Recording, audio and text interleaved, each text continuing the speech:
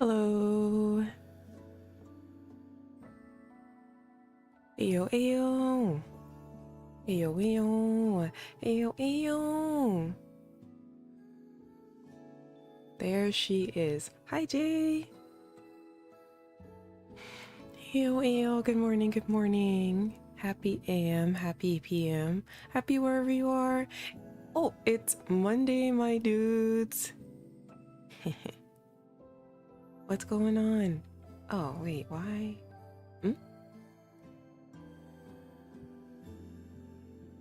Stay there. Okay. Oh God, Monday. It's the beginning of our week. I don't know, Monday, the idea of Monday hasn't meant anything to me in so long because I have spent so long working jobs that like the weekend means nothing. That now I'm like Monday is just another day. But I hope Monday's not too bad for you, Jay. And let's take it as a good thing because your girl's back. At least this Monday. I don't know. But yay! I can't believe it's been an entire week of not streaming after streaming for 3 months straight, like at least 4 times a week, just about. Yeah. Honestly, Monday has lost its form or meaning, but I still get flashbacks for real. Getting war flashbacks from a day of the week is crazy. Welcome back. How are ya? I'm good. I'm good. Last week was challenging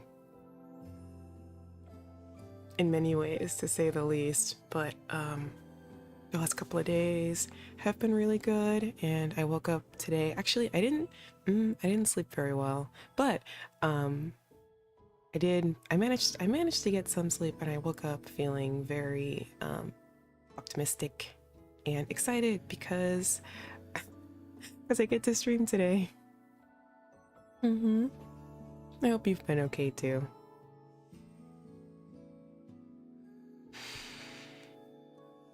Hmm. Also, I've clearly been messing around on Canva. We have got a new chatting background. I don't know. I wanted something to kind of match the model I'm currently using, so trying this one out. Optimism after some tough times sounds good to me. Yeah, yeah.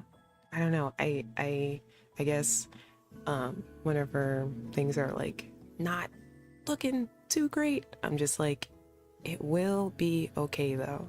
Eventually, it will be okay. And then when I turn around and it's finally okay, I'm like, okay, good. Okay, okay, we made it. Good. It looks good. Thank you.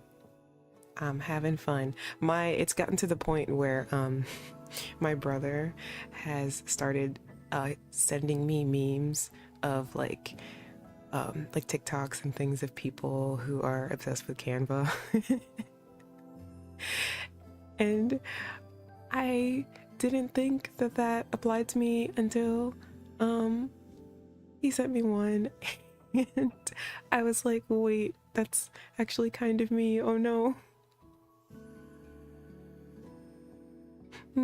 Basically, like they're just people who like at any given notice they'll be like, "Oh, I can whip something up on Canva real quick," and you like don't even really need it, but you'll be. But I distinctly now remember being in a meeting. It was for like a dance collab or something like that, and at the end of it we were like, okay, does everyone have their assignments? Does everyone know what they need to do? And I was like, oh, I can write everything down on this Canva templates that we all know what we're supposed to do. Even though I didn't need to do that. It could have just been like a Google Doc or and just kept it moving. But I was like, nah, I got this. And I like was like two and sent it, and they're like, wow, that was fast. Not gonna lie, I kind of do miss Canva streams, just like messing around and making like the couple of aesthetic journals or what else did we do? We did bingo cards for VTubers that one time. I kind of missed that. That was fun for me at least. But yeah, last week was good. Challenging but good. Sounds like one of the least concerning obsessions to have. I don't know. We hope. I not that I feel like these days almost anything that you interact with, someone has a problem with. They're like, this thing is not good because think of the penguins, and I'm like, oh man. So I'm just like um but hopefully yeah, it is one of like the least harmful things to be interested in. Just a Canva subscription and a dream.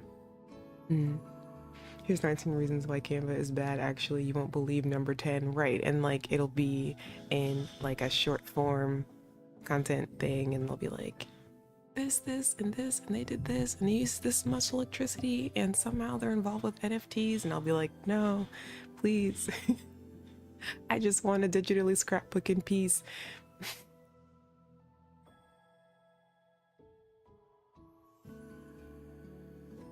Hmm. Yeah.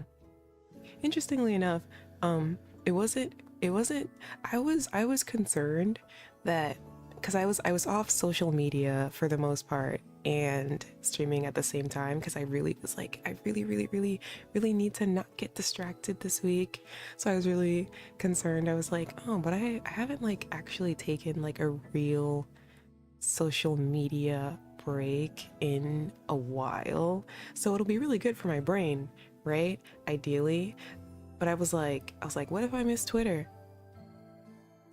And then it actually wasn't that bad. I was like, you know what? Not doom scrolling for a week was pretty nice.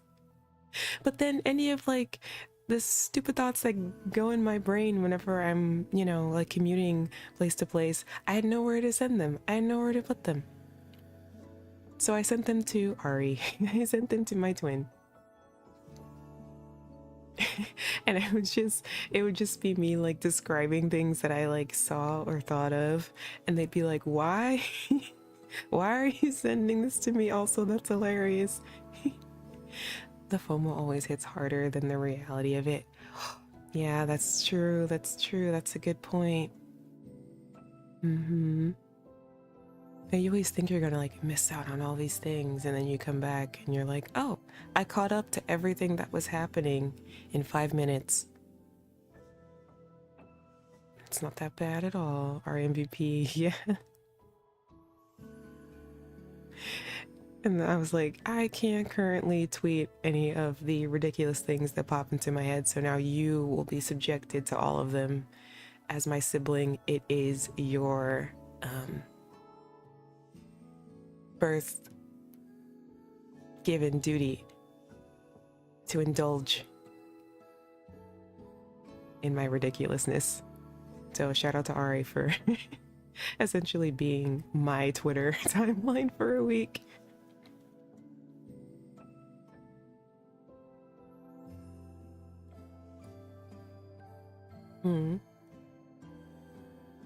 What did I even text to them? Wait, what did I send? Look back.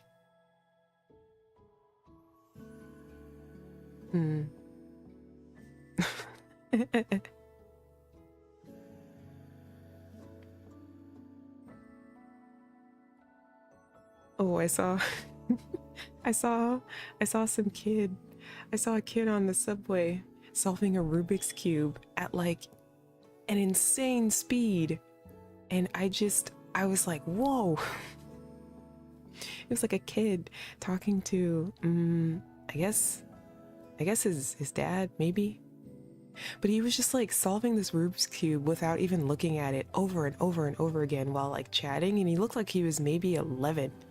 And I was like, what? I thought you only saw that in like movies, you know, when they have like the kid locked up in the all white room, and there's like scientists on the other side of like a really big one-sided glass, and they're like just taking notes, and like the kid is playing chess with himself with his mind, like that was the kind of that was like what this kid was built like to me.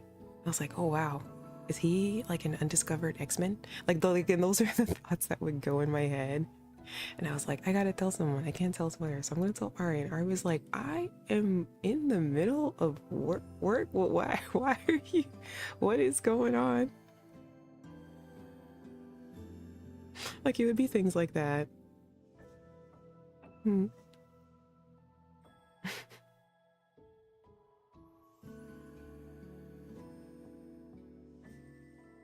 So yeah, nothing that really anyone needed to know, which is another thing. I was like, wow. Sometimes I think people can talk a lot less on social media, and maybe I'm one of them. I caught up on, besides getting a huge chunk of work out of the way that I've been suffering to get done lately, I ended up catching up on like a lot of other stuff that I haven't been able to do lately, such as most importantly, catching up on all of my favorite anime. Yeah, very glad that I got to do that. I am now a part of the Mashal enjoyers gang. Super ridiculous, and definitely no thoughts head empty, type falling to the ground type of show. But I saw that one the opening to the second season that everyone's been watching, the bling bong bong bling, that one. And I was like, what is this? Like, my friend showed it to me, and she was like, it's Mashal, and now that I've shown you the opening, we have to watch one episode. And I was like, oh, okay. But I really like MASH. So I was like, I'm watching this. And I binged like the first 10 episodes with my brother the other day, and it was great. Damn, my anime backlog just grows and grows. Jealous, to be honest. Why? Why?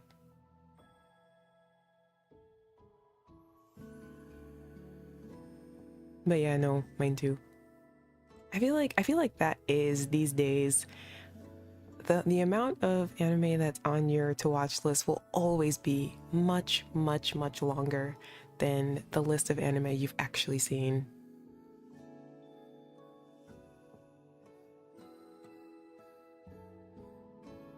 Like I'm pretty sure there's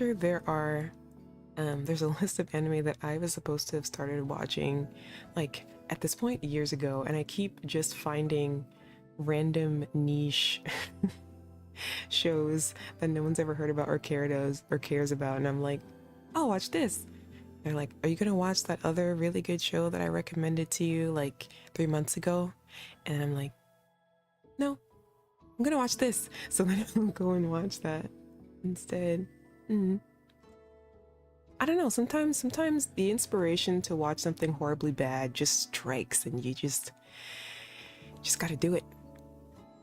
Because I feel like if it's like a good show, like it'll always be there, and it will always be an opportune time to watch it at any time, and yeah, but like, you know, what if there comes a time when I'm not in the mood to watch something incredibly bad? So then when I am in the mood to watch something incredibly bad, I gotta watch it. I'm sure that made no sense, but that's the lie I tell myself to go fall asleep at night.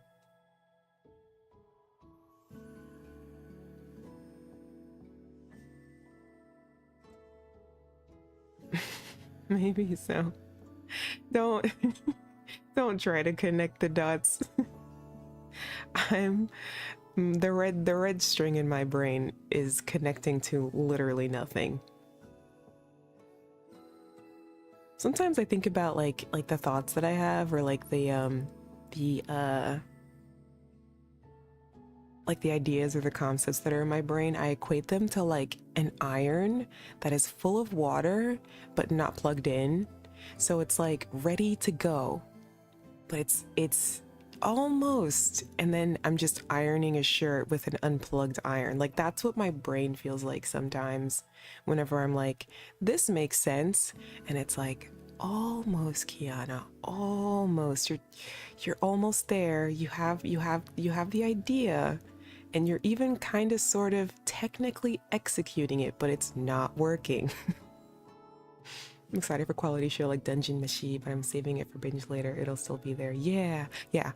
Honestly, I think I save like really good, really good shows, especially ones that have a short runtime for when I'm sick, or for like a depresso espresso day.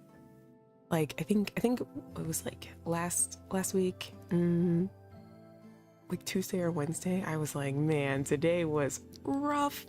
And I finally, through that, binged Sasaki and Miyano, and it was so cute, and it healed me. And I was very grateful that I saved a really good show for that. And I'm like, this was perfect and amazing, and I'm gonna save the OVA for another day when I need to be healed.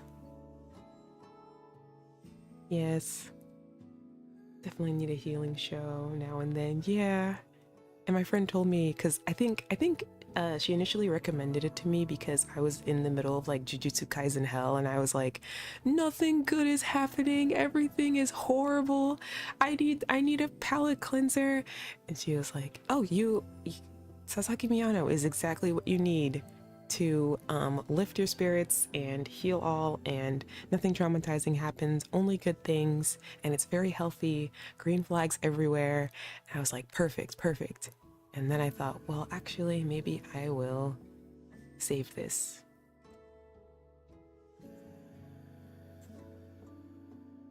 And so I did. But yeah, that one. There's a new one. It's like called like Fluffy Paradise or something like that. I think that is also going on my list of like healing shows to say for rainy days. I wonder if Spy Family is like that for a lot of people. If they're like, this is my, like when people say comfort show, this is now I think I get it. Fluffy Paradise, that sounds amazing. Yeah, I think that's what it's called. It's about it's this you find this out in like the first like minute of the show. This is the premise, is that it's an overworked salary woman, and she dies from overwork and is reborn into like, it's like an isekai. And before she gets there, God asks her, he's like, okay, you know, I will make you reborn, but I'm gonna give you like a gift. um so what do you want? And she was like, honestly, all I want is to be able to pet fluffy things forever. And he said, okay. And so that's her. And so now she has this power, where like animals really really like her, and so they let her pet them. And of course that brings her into all kinds of like different situations, but it's very very cute and very very wholesome. Mm-hmm. Isekai anime can be good, and I will down the sale. No, it really can.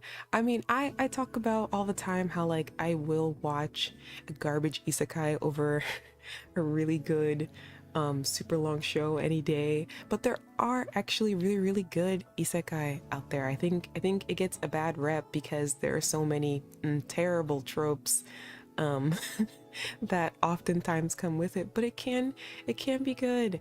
And honestly, lately I've really been a huge fan of like the more um like shoujose, is that what they call them, like ones that are more like femme centered. Those tend to be ones with really interesting and unique ideas that I really like. And then there are some lately that have been pretty good, just in general. It can be good, yeah. The ones that know they're bad just go totally ham about it and are a guilty pleasure, and they know that. They know that. They know that they're the TMZ of anime. They understand. There's a core audience for it, though, and that is me.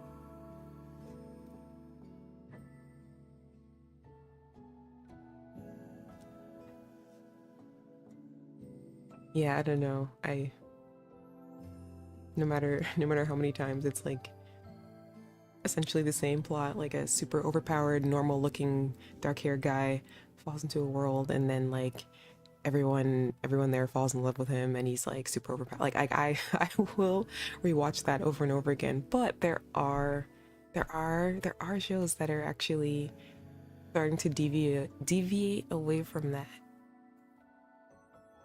And who knows, maybe one day we'll come out of the other side.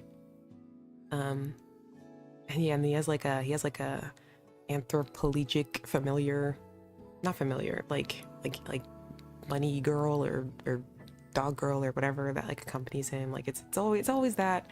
um but I have a feeling that we're coming up on the horizon. Hmm. Also, Classroom of the Elite has been my Roman Empire the last like 2 weeks. I'm like, man, what's gonna happen next? So yeah, so I did that too. I got a lot of work done. I caught up on a lot of shows that I've been meaning to catch up on. Did some deep thinking, messed around in Canva. All things considered, it's interesting. I thought that I was the first couple of days I think were probably the hardest, because I was so used to the structure of, if I'm not streaming, I'm preparing for a stream, or I'm preparing like ideas or whatever. But then suddenly I was like, I don't have that structure anymore. Whoa, I think maybe, what if I like decided this too quickly? I didn't think this through, but then I was like, I already said that I'm doing it, so now I have to do it. So that was really hard, and I felt like I wasn't getting anything done. And then I think by like day 3, I was like, okay, I got this. Okay, I can do this. And then I finally really started getting things done like fifth, sixth day. But then by the seventh day, I was like, okay, that's enough. I'm ready to go back to what I was doing before. Structure with something you get used to can be a big deal if you aren't careful. I've definitely experienced that. Yeah, it was really, I was like, wait, I didn't think this was gonna be so hard. It's so weird. I was like, am I losing it?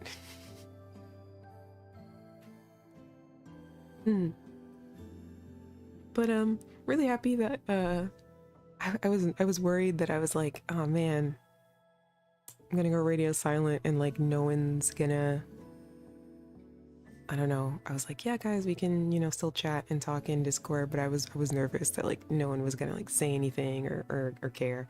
And then people sent stuff and we kept chatting and that was really nice. So I'm really appreciative to people who continued to share things while I was on my break. But giving up coffee, which I've done several times in life. Oh, but coffee, that's hard because we all know that caffeine is extremely addictive. I don't know if I would call streaming my caffeine just yet. I miss the coffee, but the ritual of making it was important too, more than I expected. Oh, wow. Yeah, I didn't think about that. I try not to bother you too much. No, bothering me is okay. I'm the kind of person who needs a lot of breaks throughout my day. I can't concentrate on one thing for too long or my concentration just starts to slip. So, bothering me is totally fine. If it comes to it where I'm like, I need to concentrate, everyone shut up, I truly will just like completely remove myself from whatever it is that I think is distracting me. Still appreciate it though. Appreciate it. Yeah.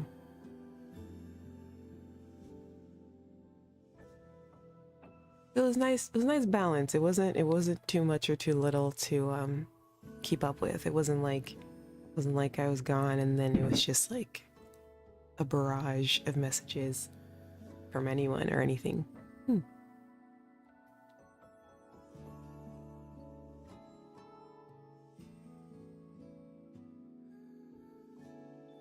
What else did I watch? I caught up on Classroom of the Elite, Mashal, Apothecary Diaries. Oh my god, I love that show so much. And then one thing that I thought I would have more time to do but didn't do was finally look at what is it? Little Goody Two Shoes lore so that we could actually talk about it. I didn't do that because every time I looked at the videos, they were like an hour or longer, and I was like, I'll come back to this.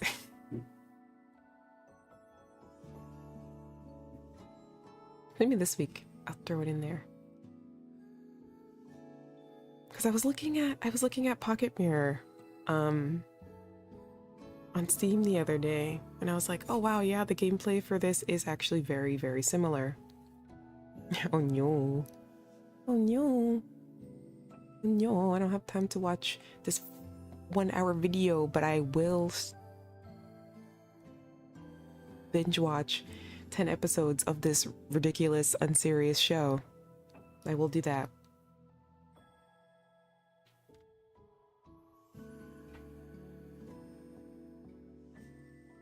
But yeah, I was looking at Pocket Mirror, and I was like, oh, this is really similar. And it's interesting. I feel like initially when I went to start playing Little Goody Two Shoes, and even when I was looking at like Pocket Mirror, when I was looking at the gameplay, and I saw that it was just like sprites and pixel art, I was like, how can this possibly be? How is this horror? What's scary about this? And then we all saw what happened after that. Attention is unlimited currency and you can't spend it everywhere, IMO. That's true. And yes, and that is why I was like, I will take a break so I can actually focus. Hmm. Yes. And I do know that.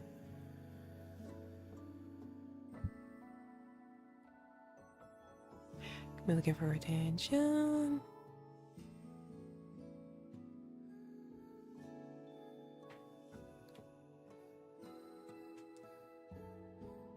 You know.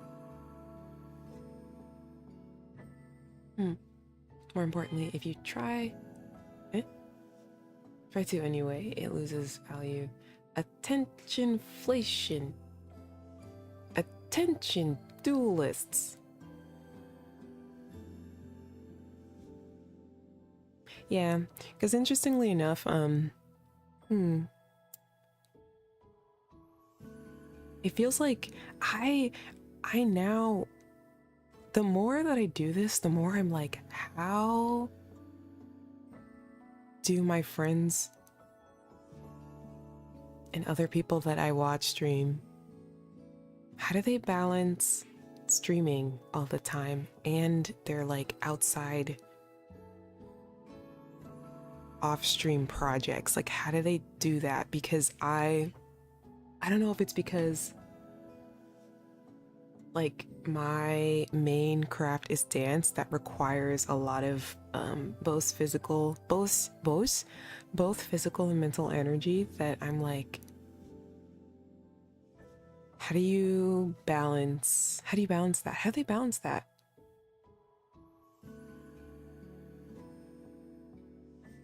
It's like incredible. I'm like, how are you doing that? How are you able to keep up with like the consistency of high quality interactive streams that are like innovative and interesting, um and like staying positive about it too, and engaging with your audience, and also working behind the scenes on all these other things that you are completely in charge of most of the time. And a lot of them don't have like other than their one or like two managers, don't have anyone making decisions for them or lining stuff up for them. Well, I guess like some do if they're corporate, but if not, you're doing all of that on your own. And I'm like, how do you stay organized? How do you stay motivated? That's how do you not take a break like once a month? I don't get it either. There's levels of it, and some people are just built different. It's true. It's true. I couldn't stream like you're doing. No? Yeah, that seems especially hard with a physical component, though. Yeah, I'm like, And so I'm trying to like restructure my thought process on how I create dance so that I can continue to do it more. I mean, I think it kind of goes back to some of what you were talking about, Jay, where it's like um, you can't keep your attention, you can't give your attention to everything. You have to kind of pick and choose what gets attention. And so I think last year I ended up doing a lot less um, public dance. So I need a lot of like the K-pop and public videos. I had to be very, very selective with which ones I did, versus I think when I first got into it, I was just doing them all the time because it was new and interesting, and I was like, I want to do as much of this as possible.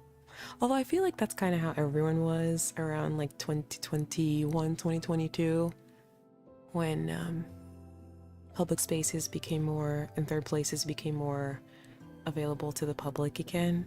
Everyone was like, let's go, you know.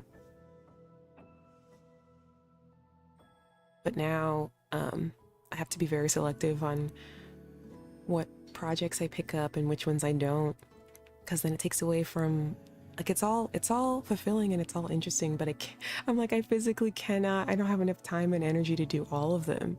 It's like doing like K-pop in public, plus streaming, plus like my own dance work, and then there's commissions, and then of course I also have to live. So like just my regular work that like keeps the lights on and stuff. I was like, damn, why aren't there 46 hours in the day?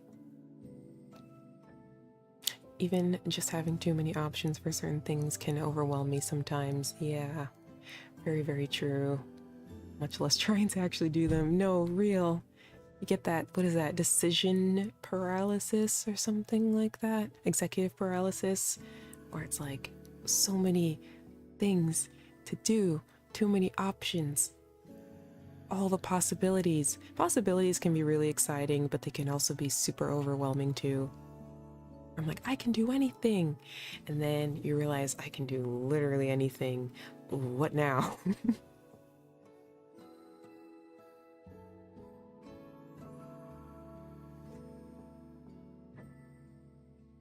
See, I did spend some time last week also kind of restructuring how I want to do dance content because I want to share that more. Obviously, that is something that I really care about. And I have some ideas. The biggest idea being to take a lot of what I do much less seriously so that I get more done and I stop quitting projects halfway through because it's not coming out the way I envisioned it. Has been a huge, like, okay, gotta let go.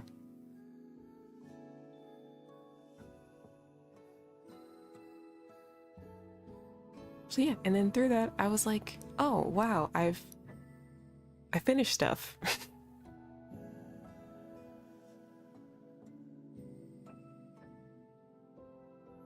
So yeah, I've started working on some things and putting some things in motion. So hopefully you guys start to see more dance stuff from me again. And we're doing a dance stream this week, so that'll be fun. I have not a new tripod for my phone, but I have an older one that I never got to use because it was like lost in Ari's room, but it was lost for a while. And so now we have it. And so now I'm gonna try to use that to do some vertical streams and see how that works out. Yo, dance stuff, let's go. Yeah. Flora, hi. Yay, you're back. How are you? I'm very well, Flora. How are you doing? On this incredible... it's still cloudy outside. Monday. When's the sun coming back? That was something else that I tried to do. Actually, even before last week, before I took my break. You know how like you see those advertisements that are talking about here are some things you can do to make your mental health better, and I'm like, yes, tell me, random subway advertisement, what can I do to make my health better? And it's like walk 20 minutes a day. So like, but they don't tell you that if you're the 20 minutes a day that you're walking is like, I don't know, if it's like desolate and the scenery isn't nice, that it becomes stressful. I didn't like it. I was like, I want to be back inside now, please. There's no sun out here. It's cold. It keeps raining. People keep talking to me. I don't like it. I want to go back inside. Can I just like walk on a treadmill? Does that count? Walk on a treadmill for 20 days? 20 days? Wow, 20 minutes a day? I'd rather do that. Can I do that instead? And then they were like, oh, you know, pick a week to unplug from social media. And then I thought, I've already done that. And I hated it. It's like, all the things that are supposed to be good for me, why am I not enjoying them? Why are they not?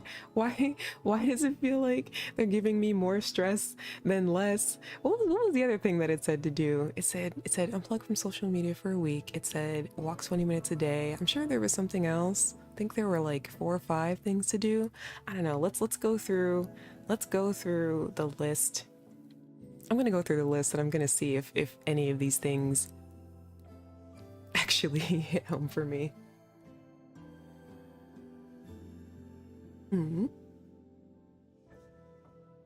It wasn't labeled on the schedule, but is it the fabled anniversary dance stream? No, it's not. Because technically my anniversary is February 4th, which is next Sunday, I believe.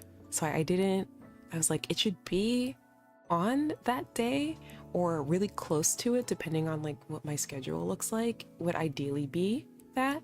And to be quite honest, I still don't know what I'm doing. I think I'll decide as the week goes on what exactly that will be. I'm doing great, although it's a Monday. Oh, everyone keeps saying that. They're like, no, Monday. Does Tuesday get better for everyone? Is it easier? Is Monday like really like, help? And then Tuesday just suddenly becomes better? Hmm. Yeah, say hi. You miss social media, huh? I won't say I miss scrolling through social media, but I did miss emptying out my unserious thoughts and interacting with you guys. Like I did miss that. I was like, oh, wonder what they're up to. And I wasn't expecting coming back to like people giving me good wishes while I was away. Because I was like, oh, it's just a week, it'll be fine. And they're like, good luck on whatever you're doing. I'm like, oh, thank you. I tried so hard to de-stress that it stressed me out even more kind of mood. Yeah. I don't know if it's because I need like an adjustment period or I need to fine tune it to something that'll actually make sense to me.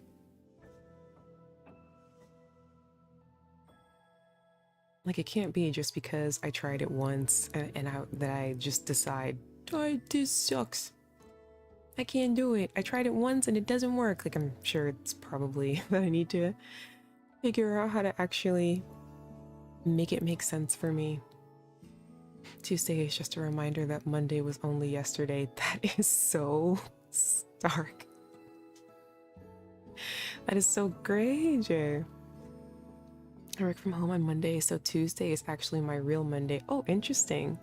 Oh, you do like a hybrid type situation? That sounds nice. Sometimes I like Mondays, other times I don't. Real. Honestly, I think that's how we should feel about all days of the week. Even Friday. The glorious, sometimes over-glorified Friday as well, I think. Sometimes I feel great about and sometimes I don't feel that great about. Because what if something on the weekend is happening that I'm not looking forward to? Then Friday suddenly feels like Sunday night. And you're like, oh God, it's tomorrow.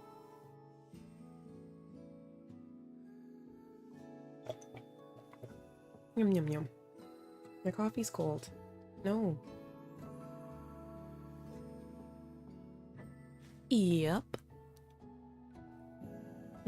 Except for like for me specifically, I used to really not look forward to the weekends because in some of my jobs that would be like the busiest day of the week would be Friday, Saturday, and then sometimes Sunday. So people would tell me, you know, have a great weekend, and I'd be like, fuck off. It's gonna be horrible. Yeah, sometimes weekend can be big pressure too. Yep, with a capital Y-U-P, baby. Now I don't really care anymore. Now it's just the best day of the week for me are the days where I get to just, and where I'm just off. Used to work solid weekends when I ran a deli back in the day. Hated that I had to be there. Then, and then additionally it was super busy. Yeah. Yeah. Especially knowing that it's coming, you're like, here it comes. We'll be blessed with more relaxing weekends. Thank you, Flora, for being the voice of optimism. Yeah, that's rough. Yeah. So, next time you're, I don't know, at a restaurant or supermarket and you have the urge to wish the people working there to have a good weekend, grip both of their hands tightly and say, I really hope you have a good weekend.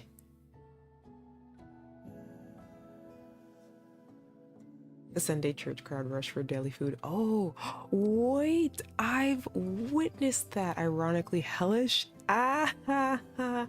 Oh, yo, that's so funny. Hee hee hee.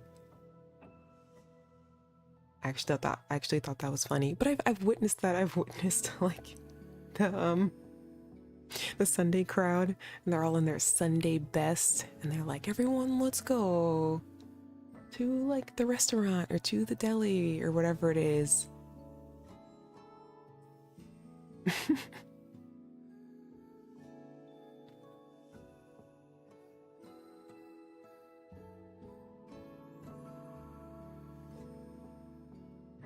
I also saw some stuff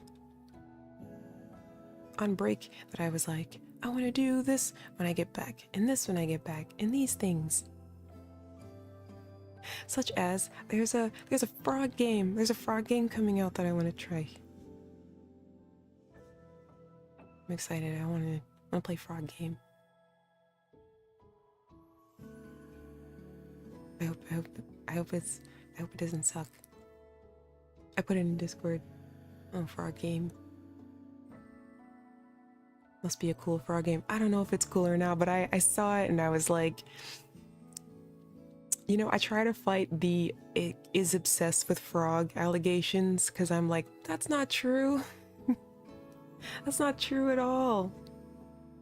I don't like frogs that much, and then something frog related comes out and I'm like, wait, is it froggy? I'm into frog, I'm into froggy, I want to try it. And so now I'm like, oh man, like as soon as I shared it, I was like, wait. Now I'm gonna try it. And Persona 3. Everyone, I need you all to understand how important Persona 3 is to me. I'm very excited for the release this Friday. I don't know if anyone here are like Persona game enjoyers, but Persona 3 was a game that I played specifically when I was in high school, and I don't know, I felt not that it was like they were in high school and I was in high school, and so I felt that connection of both the character and me existing in high school at the same time, and I was like, oh, they're just like me, even though they're not. But it was like the first game on PlayStation that I actually ever finished,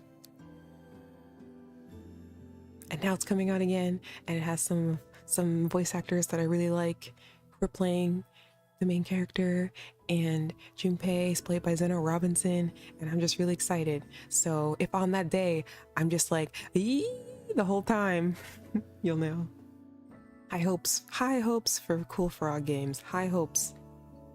Oh, I have to find, wait, let me write that down. I need to find a frog asset for that. I think the demo comes out on the 5th? Yeah. You're doing such a bad job of finding those allegations.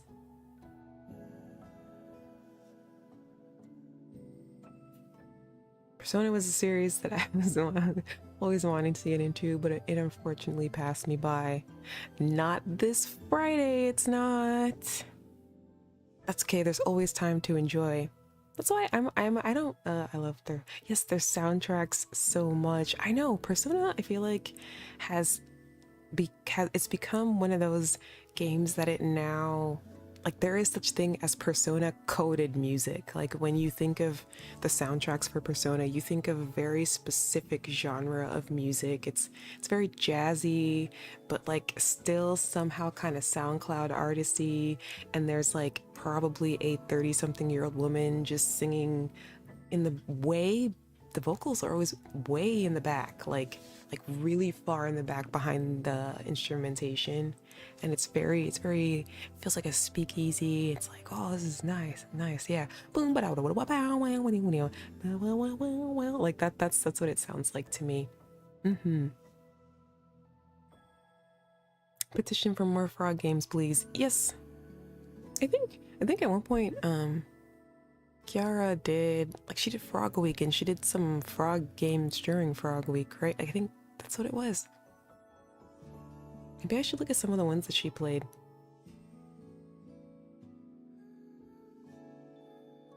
I hope she's doing okay.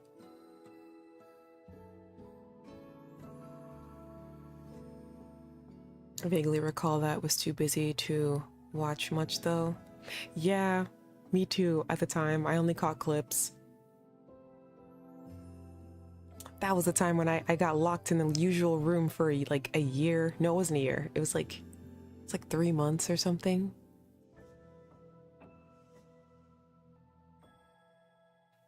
I vaguely recall. Wait, yeah. Wake up, get out there. Wait, which one is that? That sounds. Wake up. Wait, I forgot how it goes. Oh no. Those lyrics sound so familiar. Yeah, it was like three months in the usual room or something. I think I got off relatively easy, all things considered. Let me out! Only frog game I can think of is Frog Detective. Never heard of that one. Let me look it up. Frog Detective. Detective. Said too fast. Detective. Frog. Detective. What the heck is this? The Haunted Island. Oh. It plays a detective in the sterling mystery of the Haunted Island. Oh my god. Bookmark for later. This looks so silly.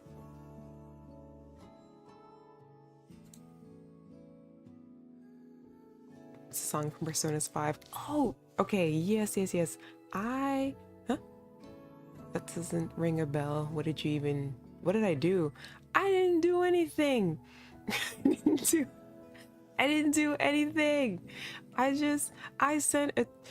saw her frog model and I thought it was cute. So I sent a tweet saying, oh, if only she could be this cute forever. That's all I said. And she was like, how could you?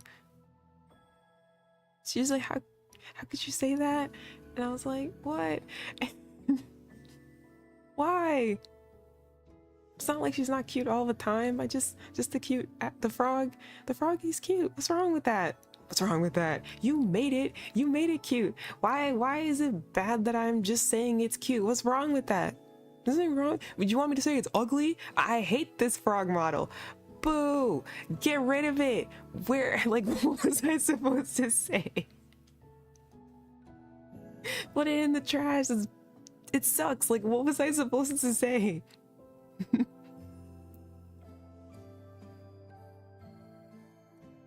Will she lock me up?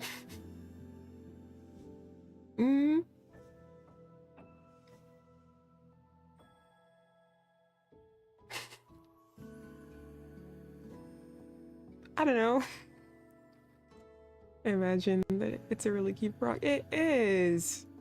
There's nothing. She knows it, or even if she's equipped with a cute pink gun that activates my flight or fright response. Fight or flight response. I did nothing wrong. I plead the fifth. Yeah.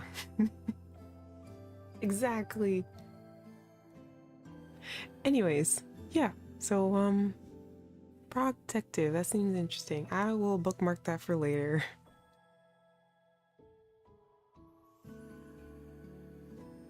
Justice for the frog, justice for kiANNa. Also, don't tell her. I'll get in trouble again.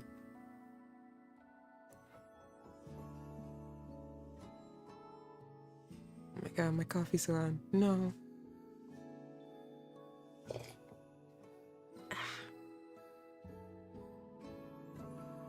My lips are sealed. What happens in this stream stays in this stream. Yeah. Secret is safe with us. Pinky swear, pinky promise.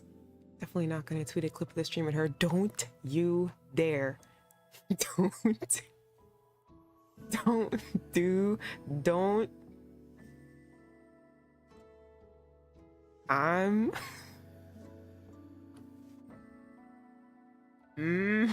she like she would miss it since vacation. Yeah. After just taking a break for a week. She's taking a break for like 3 weeks, right?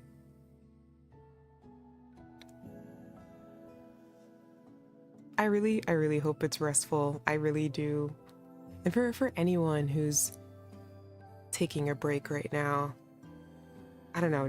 Now I feel like I have a little bit more understanding, I think, of what it's like to suddenly take a break, and the nerves of wondering what'll happen when you come back. 3 weeks finally for the first time in 3+ years. As far as I know, I'm sure it's 3 weeks. Yeah, 3 weeks. Which, like, that's incredible because I thought about it. I was like, she was like on break or started break, and I was like, wait.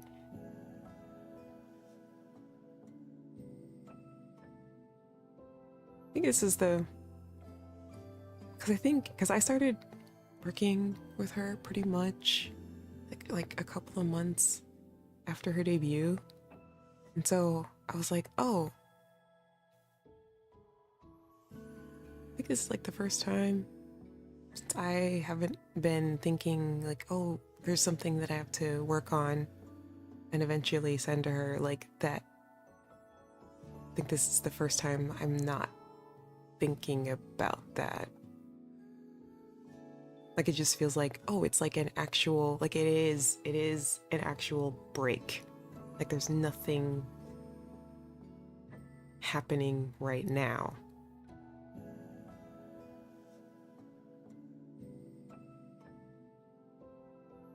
I don't know if that makes sense. But yeah, I'm glad she's taking a break, and I think I'm glad that I've seen there's been quite a few talents I think that are taking breaks right now. And I really hope it is actually restful for them.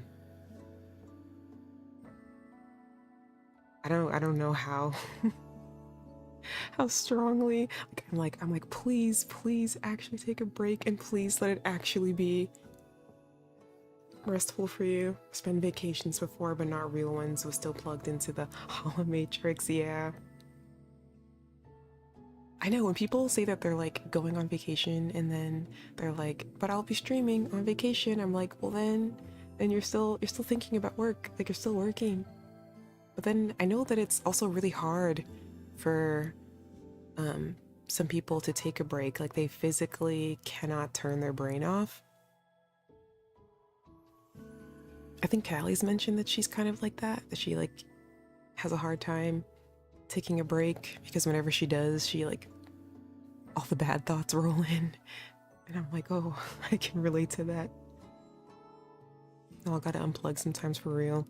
Yeah, I think honestly, I feel like for me personally, if I don't, when I'm starting a project or as I'm working, if I don't say, I used to have to do this for other jobs too, that I would physically plan, okay, I will be working for these amount of weeks, and then on this 4th week or on this 5th week, I will physically plan to take a 2nd or 3rd day off that was paid off time, and I would plan for that to happen so it didn't just feel like, oh god, like now I really need a break, so now I just have to stop everything that I'm doing cold turkey.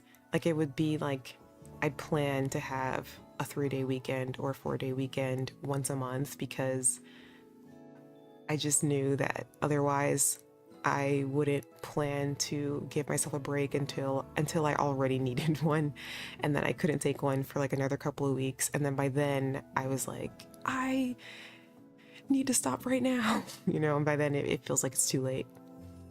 It witnessed. Okay, yeah. It's so interesting. I feel like when Myth first debuted, I didn't understand a lot of the things that Callie said, and I was very confused. I was like, I think she's cool, but some of the things she says, I don't understand. And I feel like as years have gone on, like the more I listen to her, the more I'm like, she's so right. It's really interesting. Like, she's so smart. I don't know. I feel like I say that like once a week. Callie's really wise. I've witnessed so many of her gonna actually take a break time followed by change my mind, I'm not ashamed to be workaholic moments. Yeah, maybe you've all seen those on Twitter. She just like to work a lot. I hope she's okay though. Yeah, I mean, some people are just I think it's some people's, not everyone's rest looks the same. Like some people, even when they're resting, if I don't know how to explain this, if that rest isn't, I'm not saying this is the case for her necessarily, but I do know that when I'm resting, if I don't have things planned out during my rest time, that rest becomes very anxious.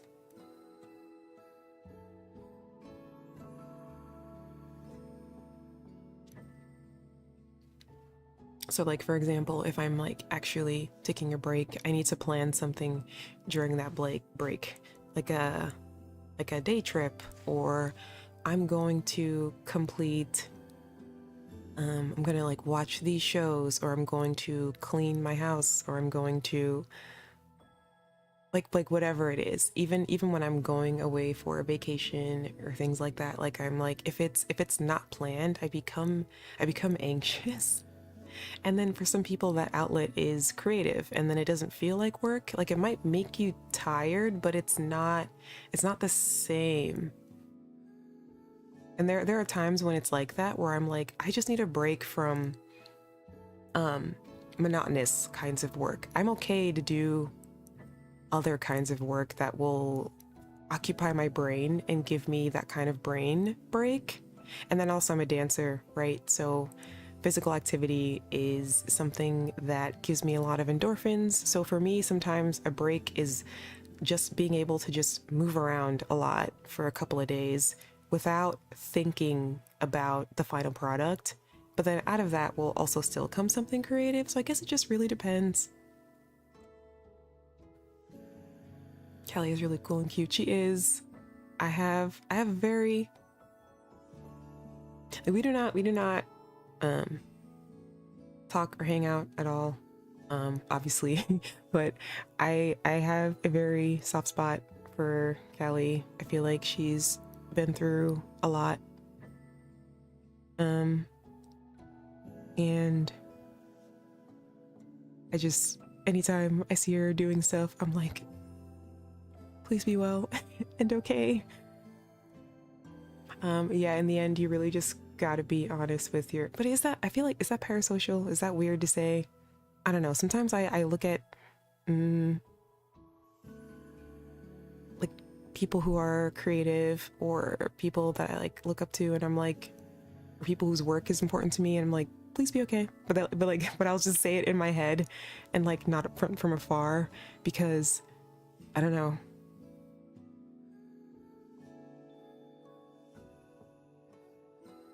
Okay, I'm gonna stop thinking about it. Yeah, in the end, you really just gotta be honest with yourself about your needs and limits, and take time to find out what best works for you and commit to it. Yeah, like that part, kind of being honest to yourself. Like if your version of a break or isn't actually restful, then just do whatever is actually restful for you. No, I don't think that's parasocial or weird, kiANNa. Okay, thank you.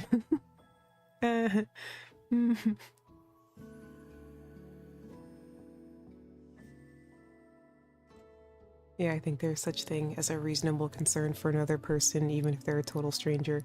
Yeah.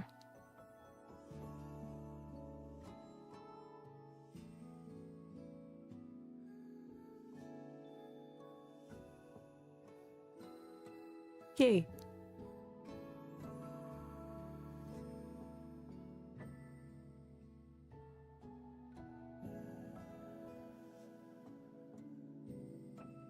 Okay, then we'll then that will be that.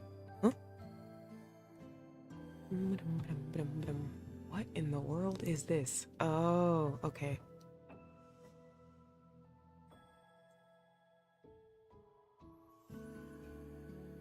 Haha hee hee. kiANNa activates my fight, or Kiara activates my fight or fright response.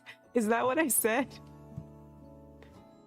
I know, I tend to trip over my words. Oh no. Ah. Wait, that's funny though. Fight or fright. I'm either ready to put my hands up, or I'm scared. There's no running. There's no running. There's only fight or fright. Um. Hmm. I just want everyone who isn't a jerk to be okay in life, you know? Seems like a normal sentiment. It is. That's all it is. That's really all it is. I think I mentioned this like maybe a couple of weeks ago. Okay, by now we understand that I'm a slightly anxious person, right? And even though I try not to, I guess I do care a little bit about how other people perceive me, right? Like that's something I just kind of have to accept. That is a part of my personality. I used to get really nervous about like just from interacting with people that I think are really cool, that they would think that I like wanted something from them, and I was like, no, I just genuinely like being friendly. And in general, if I like see someone in real life, or if I like if I'm a fan of what you do, I want to talk to you. Like I'm just like, hey, I think this is really cool. I think you're really cool. Like that's just how I am. And I used to get really like confused when people would be like, stop, you know, talking to people because you all just want something from them. And I was like, I don't understand. What is this app for if it's not to like talk to people? I don't get that. What does that mean? What? Isn't that the point? Twitter is to talk to people. What are we doing here? Is that not normal? I thought it was normal too. I don't get it. It's like, do you want head pats or hearts? Because you look like you need one. Me?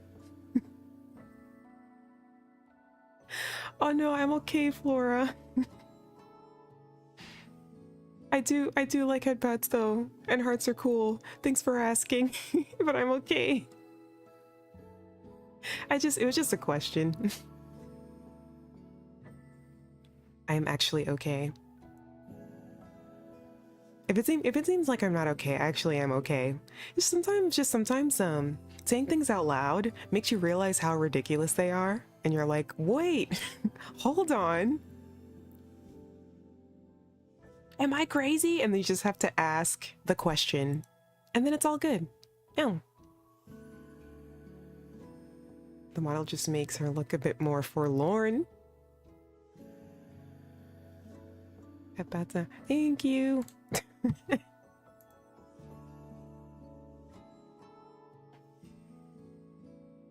What? Wait a minute. I just looked up what forlorn means. What's that about? Hey. Pitifully sad and abandoned or lonely. Is that how I look? Mate. Just a second.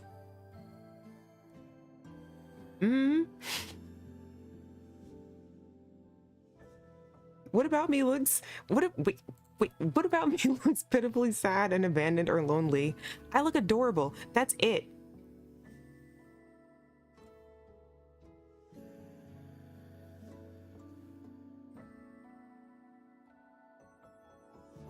Yeah. I only understood the word for...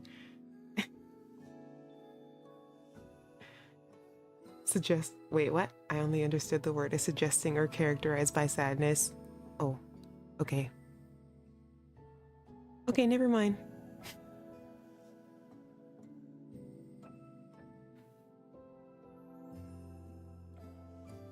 Oh, never mind. I didn't mean to get angry. You're so cute. Oh man. Now I've said something weird.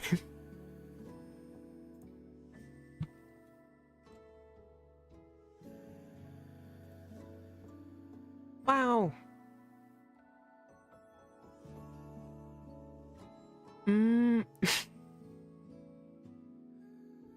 Let's talk about something else. Didn't mean anything bad, no. I thought you were just messing with me as usual.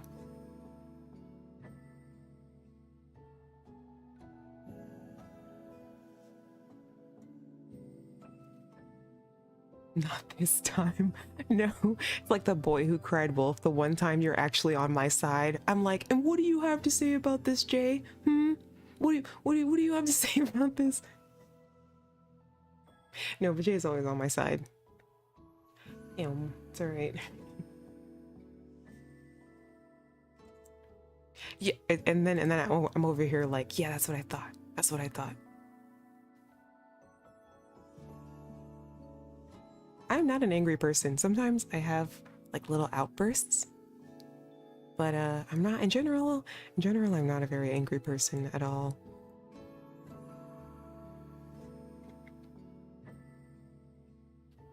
Whoa.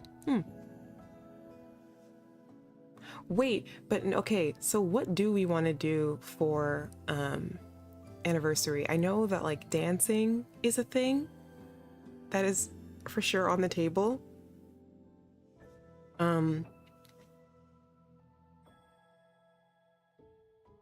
It might, if it is on the day, it unfortunately would either have to be like an earlier in the day.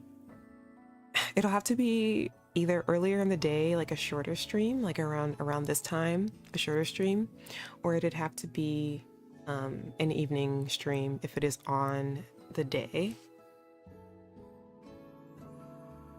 But if not,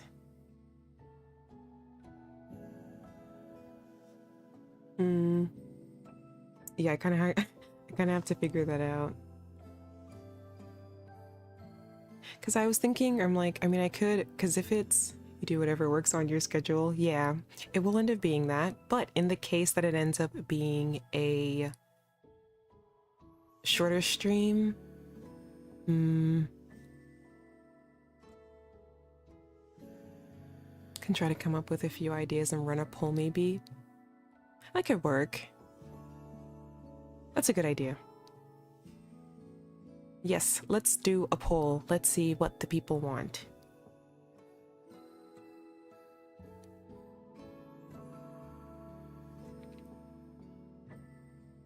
Okay, we do that. I'll post something on Twitter. I'll come up with a couple of ideas and post them there.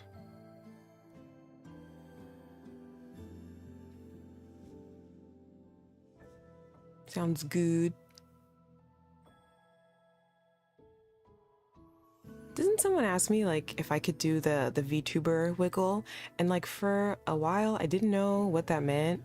So then when they put someone put a link in Discord and it was the this, right? Or is it this way? Or is it like I don't really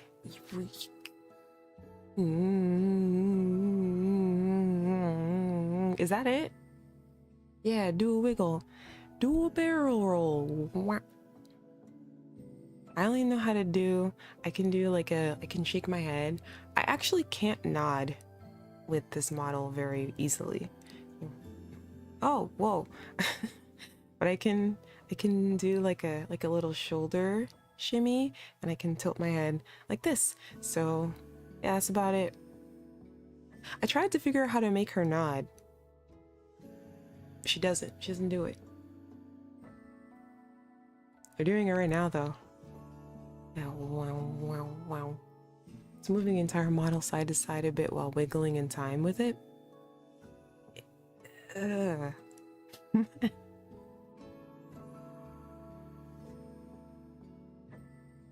Whoa. If I do too much, it spazzes. Wait, no, that's not the word. It messes up.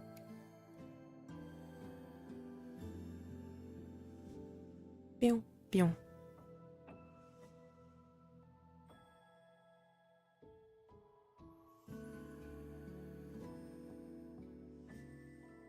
You almost got glitched. Yeah, glitches, that's the word.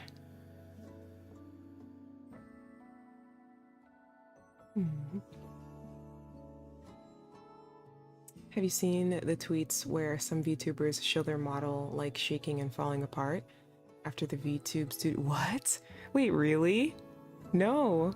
I haven't seen that. Wait, someone sent it to me.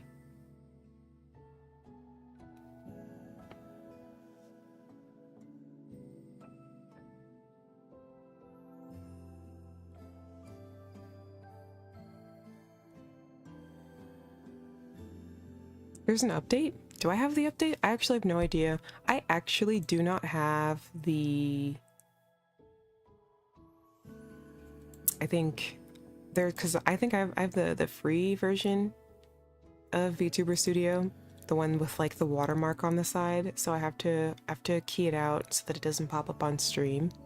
So maybe I don't have the most recent version. It actually happens, especially in these clips. Wait, let me see. Let me see. Wait, that's Gura doing the wiggle. Hmm.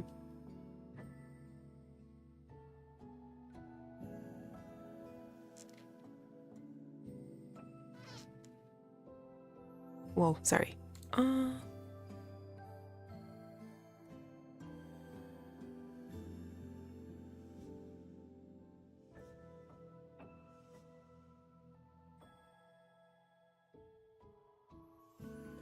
it keeps glitching. I was trying to do the wiggle the way Gura does it, and I think because I use a webcam and not my phone, it doesn't read correctly. Like if I like try to move too much, I blow up. I go, wait, I wonder if I can yeah, I do that. Gotta practice it before trying it on stream too. Oh, that makes sense.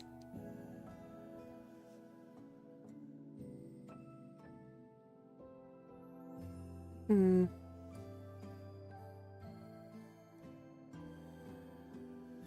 Yeah, I will go back into wiggle training, and I'll show you next time. Tomorrow. I'll show you tomorrow.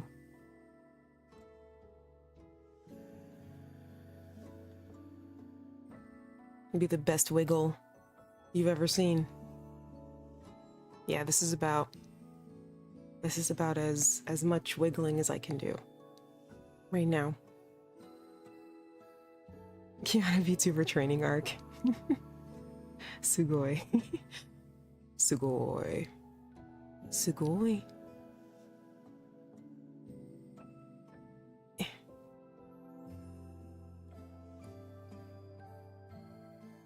Wait. Was there anything else that I wanted to ask chat about? I feel like there were a couple of things that I was like, the next time we have a stream, I will ask chat about this. The quest has begun. Yes. I need a sweatband that I can put across my forehead and go da-na-na, da-na-na, and it's rocky music playing, but it's just me like in my room wiggling constantly and like trying to really get the movement going.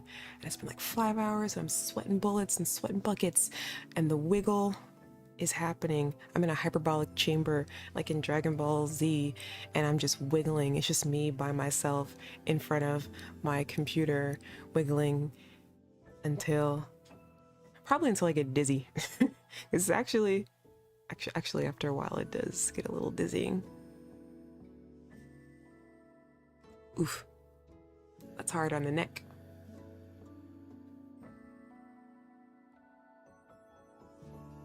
Okay. kiANNa used to work with VTubers and dancing projects, but she got isekai'd into the VTuber universe, and now she's training to wiggle properly to save the industry. Great light novel. Oh my god. In a workshop, making your own. Wait, LIDAR attachment for your webcam? Wait, what's that? LIDAR? LIDAR? LIDAR? Lie? What? What is? Wait, hold on. I have Google too. LIDAR? What the heck is? What is the LIDAR? How does LIDAR leader work? Know all about? What is this? Uh-oh, is this something else that I don't know? Point cloud map of the object and developed through thousands of individual. All right, someone explain this to me in baby terms. I don't know what the heck I'm reading. That's what iPhones use for depth capture. Oh. See, I've been an Android user my whole life. I've never had an iPhone. For a while, iPhones, they were considered like the like Androids. People who have Androids, they're like, oh, poor. And then anyone who had an iPhone was like, oh, you don't have an iPhone. Like iPhone users would always look at me and be like, what are you, poor? What the heck? So I've never, and I think because of that, I had a gripe with like iPhones, and I was like, I'm never gonna get an iPhone because iPhone users are pompous. And now I don't care. Now I don't care. Now I've just had an Android phone because that's just what I'm used to. I don't really, and they're both like the same price at this point. I think iPhones used to be much more expensive than Android, and now that's not the case anymore. And now isn't iPhone changing their, like, if not their interface, their whole like internal structure to what Android uses? Isn't that what I've heard? I don't know. Just pop in to wish everyone a great day before I'm off to bed. Looking cute as always, Ki. Hi, Blue. Yes, see? Only cute, not forlorn at all. Actually, you know, looking forlorn isn't terrible, and I think probably reflects what my face is doing in real life anyways. Yeah. So Hololive uses iPhone X or later. Really? Wow. Oh, okay. I didn't know that. As an iPhone user, I can confirm it's true. See, Flora, thank you for saying that, because people sometimes I'll say that and then people will be like, no, I would never. And it's like, yes you do, and that's okay. Just admit it. Android just suits my needs better. Me too. I like my little customized background. I like moving my apps around. I like customizing my phone. The one thing I will say that iPhone has that I wish Android had much easier was AirDrop. That would be really convenient. I would like that.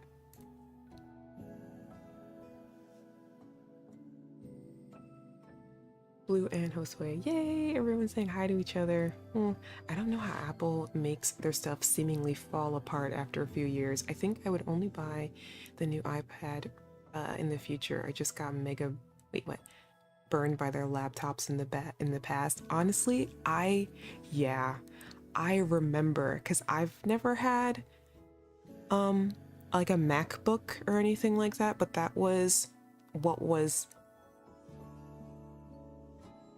when I started undergrad. One of the like required, I guess, like school supplies was a MacBook. Like they put it on the list of things to have, but then later we found out that you didn't need a MacBook because they wouldn't require you to have it physically with you in class. So I was like, well, then I can use any laptop, right? And they also had like PCs in like their library and whatnot, so why do I need this? But I just remember everyone else had one, and I had like a regular Dell or something to do my school work, and but I just remember the horror stories of people's MacBooks like melting down or suddenly malfunctioning and having to jump through hoops and go over rivers and climb mountains and solve world hunger to get their MacBook fixed because like Apple Care was just a nightmare. I don't like how Apple makes their stuff seemingly, yeah, oh, we already read that. Looks like what's happening to iPhone 14 and 15 is getting wild with all the broken stuff and nearly explosive, literally exploding? Oh my god. My goodness, I stuck with iPhone 13. How often did they come out with new phones, and why? Why did they come out with them? I feel like there's a new one Like once a year? Why? Why is that? I don't understand. I don't get it. I'm very confused. Hi, Julie. Speaking of Apple, I hate how my phone's battery is terrible, but then again, it's old and it's my sister's previous phone. I'm an Android girl though, I'm broke.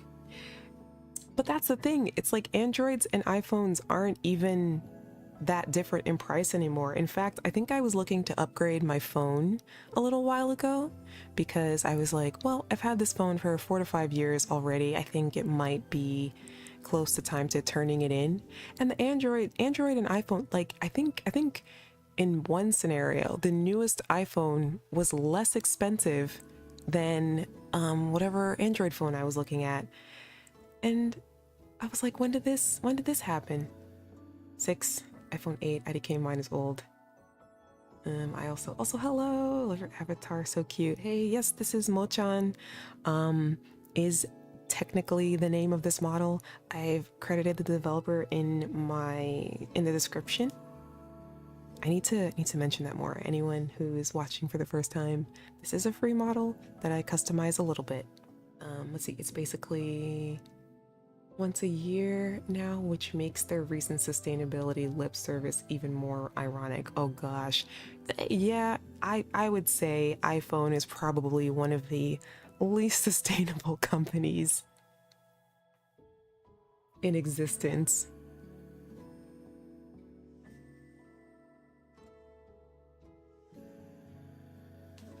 Especially with how they get their resources, for sure. There's nothing sustainable about that. Capitalism, y'all. Yeah. Mm-hmm.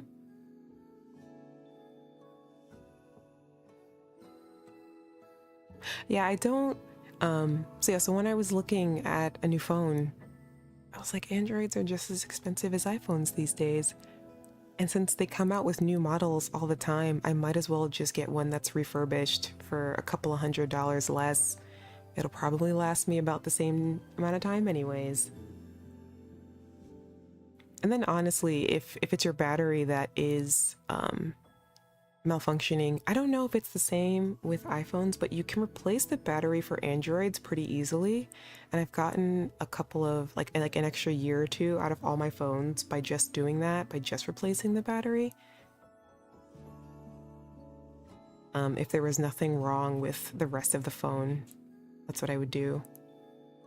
I personally just do not enjoy paying for phones.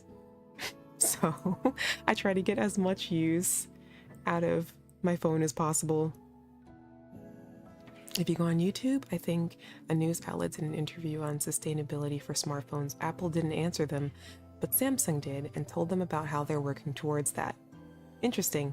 I sure hope that means they're changing how they source their batteries. Though I don't care if I can even trust or believe these companies. Yeah, I take anything from big companies like that. I would take anything with a grain of salt, a spoonful of salt even, for sure.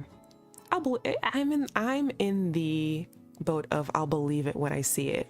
Absolutely. I'll believe it when I see it and I hear that you are invested in sustainability from the people who work for you. Then and the people who help you to source your materials, then I'll believe that. That's a good boat to be in. Yep, it's the boat I'm staying with and the boat that I'm sinking to the bottom of the sea with, for sure. Me personally.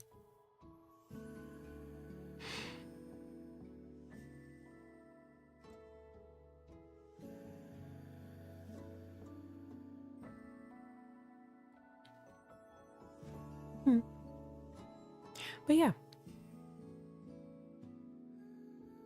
So generally, whenever it comes to like, are you team iPhone or team Android? I'm like, I am team whatever I can afford at the moment. Greenwashing makes me mad though. I hate how products advertise things to be environmentally friendly when they aren't. Yeah, I think in general, companies will market their products to whomever is spending money and what their audience cares about, right? like even if you look at any kind of like cleaning products, or anything that labels itself as green, the reason why they're doing that, the reason why they are giving those selling points is because that's what their consumers care about. Their consumers, they want the whatever it is that will cause them the least amount of harm, and so they'll do that by saying, oh, these are this one, this cleaner is created with only biodegradable ingredients, or it was like naturally sourced, only to realize later that naturally sourced doesn't mean that there's anything in there that won't actually harm you in the long run. It's just that it's just marketing, because they still have to break everything down in the lab anyways and reformulate it so that then it actually does the job of the thing it's supposed to do. That's why I really get irritated whenever they're like, oh, there's no preservatives in this skincare that has a shelf life of a year. There's no way something has a shelf life of a year if there aren't any preservatives in it. Also, you're not allowed to sell things without some form of preservative in it, because then bacteria will grow because there's water in it. So like, it doesn't matter. It's all, yeah, I love the deceptive marketing buzzwords. Yeah, yep, that's really all it is. That reminds me of how so many things are labeled gluten-free for no reason, right? Wait, I've seen that, where it's like, it'll be something that would never had any gluten in it to begin with. Like, what was it? I think it was like rice. Like, they're like, it's gluten-free, and I'm like, it's supposed to, it's rice. When is Earth Day again? I actually don't know. Like superfood, which literally does not mean anything at all. Yep, exactly. Like blueberries are superfood. I'm like, what is super about them? They're berries. Damn, if I eat a superfood avocado, I hope it gives me infinite health. Uh-oh, I said rice. Everyone, I said rice. Jay's about to go off like a rocket ship. Saying rice to Jay is like saying like walk for a dog. Wait, no, that's not right. Never mind. My bad. Oh no. I was talking about this with Ari yesterday. I was like, I this is a really bad habit that I have that I'm trying to get rid of. I end up being really mean on accident by like just saying things, and I'm not trying to be funny, and I'm not trying to be like rude or anything like that, but I keep saying things that it's like, if you like, KiANNa, why would you say that? And I'm like, what did I say? So I get really, and I don't get in trouble necessarily, but people will point it out to me later. They'll be like, I can't believe you said that to them. I'm like, said what? And I'm realizing more and more as I say things that I guess it's like my delivery or just how I say it very quickly. But it's like, wow, you didn't have to cut them at the ankles like that. Like, what do you mean? Sorry, I didn't mean to call you a dog. You're not a dog. I just got compared to a dog. Let's go. No. Earth Day is March 31st, by the way. Oh, okay. Wait, why were we wondering when Earth Day was? Are we doing something on Earth Day?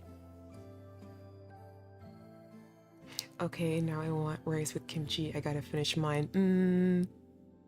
Nice. That sounds good. Oh my god, I haven't had kimchi in a while. It's been a minute. Actually, I got to make my own kimchi almost a year ago. It's still in my fridge but I opened it up. So we made it like a year ago. I opened it up maybe 5 months ago, and it had like the kimchi yeast on it, which freaked me out at first until I realized that that is the bacteria that is supposed to grow on kimchi so that it ferments it correctly. And I was like, oh, but then I realized, this is not your final form. So I closed it back up. I hope it's still good. It should still be good. Definitely gonna eat rice for brunch today. Hell yeah, let's go. Kimchi is so good. Yeah, it was like a workshop. It was a workshop that Ari and I were teaching. It was a K-pop workshop, and afterwards it was for like kids at a high school. And afterwards they said, hey, you know, like now all the kids, they're gonna go and we're gonna go downstairs and we're all gonna make our own kimchi from scratch. Do you wanna join? There's gonna be like a lot of free food and stuff. And I said, yeah, I'm in. So then we went home with all of this like kimbap and japchae and kimchi, and it was really fun. I love kimchi. I want to try it again at one point. It's really good. And it's interesting. I'm horrible, absolutely terrible at eating spicy food. But something about kimchi specifically, I think there are, I guess, I feel like the kind of kimchi that they have available here tends to be less spicy than if I get it at like a restaurant. It's a lot milder, so I really enjoy it. I like how what's the word? It's like very savory. It's got a deep flavor. So the spice doesn't really bother me as much. It kind of cuts through it, you know? This is not your final. Yes, looking at the kimchi. This is not your final form. Puts away for another 6 months. Making your own hot chili oil too. You'll never eat the same again. I think I heard you talking about that. I think I saw you tweeting about that one day. And I thought, oh, wait a minute. Sometimes I have the same problem with delivery too, Ki. Most likely a subconscious thing that accidentally leaks out. Lily understands me. Like when you're accidentally savage. Like I'll just be talking. Like it'll just be the normal thoughts that are coming out of my head. And then all of a sudden everyone around me's laughing and I'm like, what? What did I say? And then they're like, you just roasted the shit out of them. I'm like, how? All I said was, and then I repeat what I said, and they're like, God, that's so funny. And then I'm like, oh man, I wasn't trying to be mean, I promise. And they're like, that makes it even funnier. I'm like, why? Why? So then I've been trying to be really careful about things that I say in mixed company, but I don't know. I feel like probably the more comfortable I get around chat, the more that might come out. So I guess, I don't know, be prepared to be called a dog more often. I apologize in advance. I like kimchi, mild kimchi, not too spicy. Tasty, tasty. Might be slightly obsessed. It's really good. It's so good. And it's like so easy to throw it on as like a regular side with rice, of course. And then just any kind of meat that you have on hand. And there you go. You got a bowl, or even like a bunch of vegetables, or like pickled vegetables too. Like I've been making my own pickles, pickled carrots, pickled cucumbers. Super easy meal. Accidentally savage. No, I'm so serious. It especially comes out. It's easier now when when there's no one physically in the room with me to kind of bounce off of. It gets really bad when I'm hanging out with friends. So like right now I can kind of taper myself a little bit so it doesn't happen as often. But best believe if Ari was here right now, or any of my other IRL friends were here, it'd probably be happening way more often, unfortunately. I also have the tendency to have slight anger come out too when I'm not as angry as well, and I don't actually want to hurt the person, so having a filter can be difficult. It can be. It's kind of like I think I was talking about that earlier before you got here, Julie. How I wouldn't call it anger. It'll be like an emotional outburst, kind of, a little bit. And I'm like, oh, what is that? What is that? Like emotional dysregulation that I think a lot of people who are neurodivergent kind of have to figure out for themselves. Sizzle! Hello, hello! How are you? Ayo! Aggravation is what I call it when it happens to me. Yeah. And then it happens, and then I'm like, oh, Sorry. All better now. My bad. And they're looking at me like, what was that about? Nothing. And it truly will be all good.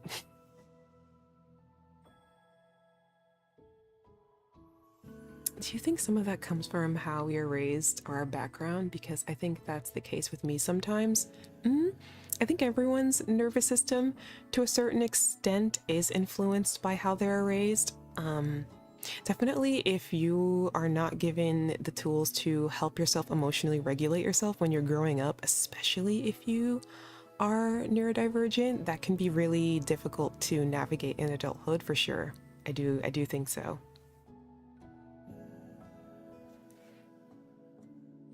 And there are ways to, now there's the internet, and there are a lot of people who, if you weren't surrounded by anyone who experienced that or had a difficult time navigating that with you in childhood, there's a bunch of people online who can say, hey, you're not alone, and these are some of the resources that I had to gain or use in order to become better at that. I think that's one of the good things that have come out of the internet.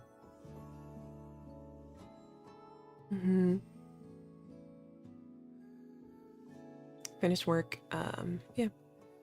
Yes, and then also like some parents or caregivers aren't equipped to help you navigate that. If they too struggle with it, it becomes a little bit harder. So I do think it's not all that there is to it, but if you're asking if it has any influence, I think it does. Finished work stupidly late, was worried I'd miss your stream again. No, we're just chatting for a little bit.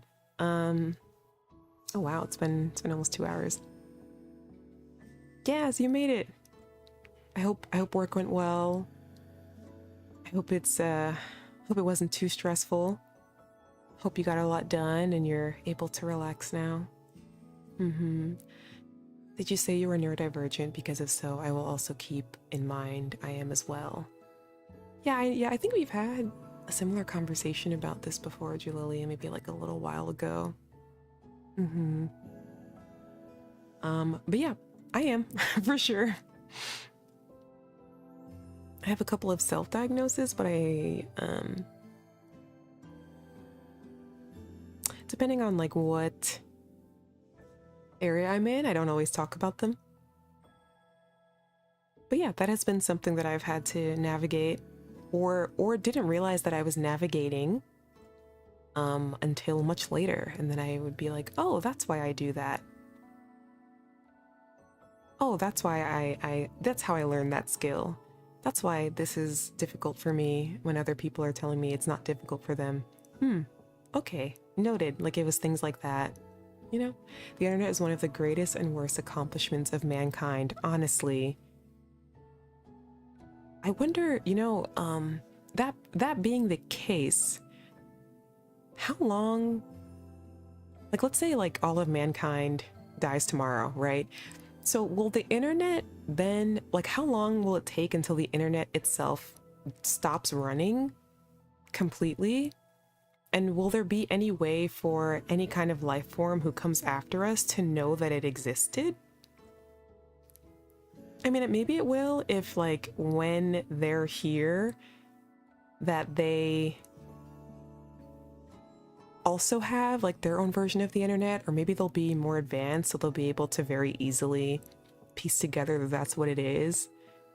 Honestly, it'll probably be something akin to like looking back on not prehistoric, but like civilization from thousands of years ago, and they'll be like, this was the most advanced technology that they had at the time, and it's like a hammer made out of a stick and stone with rope wrapped around it, and they'll be looking at our internet like that.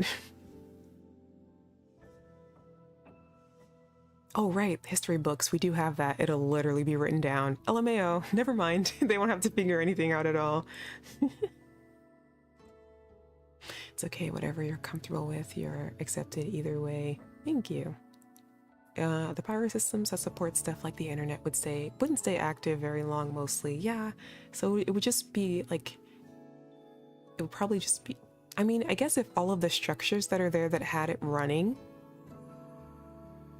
are mostly intact. You'd be able to like reignite it if you're like life forms, I don't know, like aliens or whatever comes after us were to find it. They'd be like, oh, probably if we do X, Y, and Z things, we can make this work again. That'd be interesting. A lot of them depend on constantly moving and adapting supply lines. Yeah. I doubt servers would survive millions of years without eroding too heavily. I'm really curious as to like what a museum of humankind would look like to other life forms that may exist after us or exist now and like, you know, I don't know, come to Earth like whatever millions of years later if the planet is still here. What they would have in a museum. Would they have like a, I don't know, like a Game Boy SP or like they'll have like whatever survives. It'll just be like a bunch of plastic bags in a case.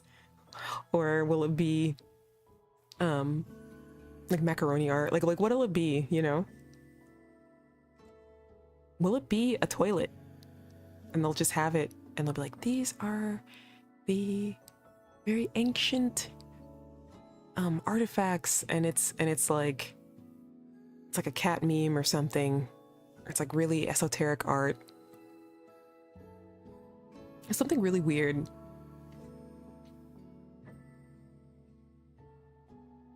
Yeah, fundamentally, all you gotta do is shoot electrons at the internet and it works. So you just go electron pew pew and like it works.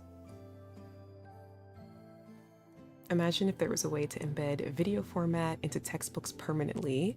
We could store so much physical information that way. Like a tablet? If they come and we're not around, why would they try to reconstruct it since it obviously led to our downfall? The same reason why people do anything, curiosity. I can't imagine like not finding, like I can't imagine finding a bunch of stuff on a planet and not wanting to understand how it worked just because you're bored. Especially if they came all the way over here, right? Like if they come all the way over here, they find a bunch of stuff, would you just be like, cool, and then leave? Or would you like take some of it back with you and just kind of tinker with it for fun? Is what I'm thinking. I mean, I guess, or I don't know, or maybe they'll get here while we're still around, and they'll be like, explain this to me. Or maybe they'll put us in a bunch of cages. I don't know. The museum would also be displayed with some smartphones and other devices in a glass box. Nice. Like I want something really ridiculous to represent us as mankind. Like a bop it or something. Like I want something so ridiculous to be like, and this was the pinnacle of mankind's creation. And it's like Play-Doh.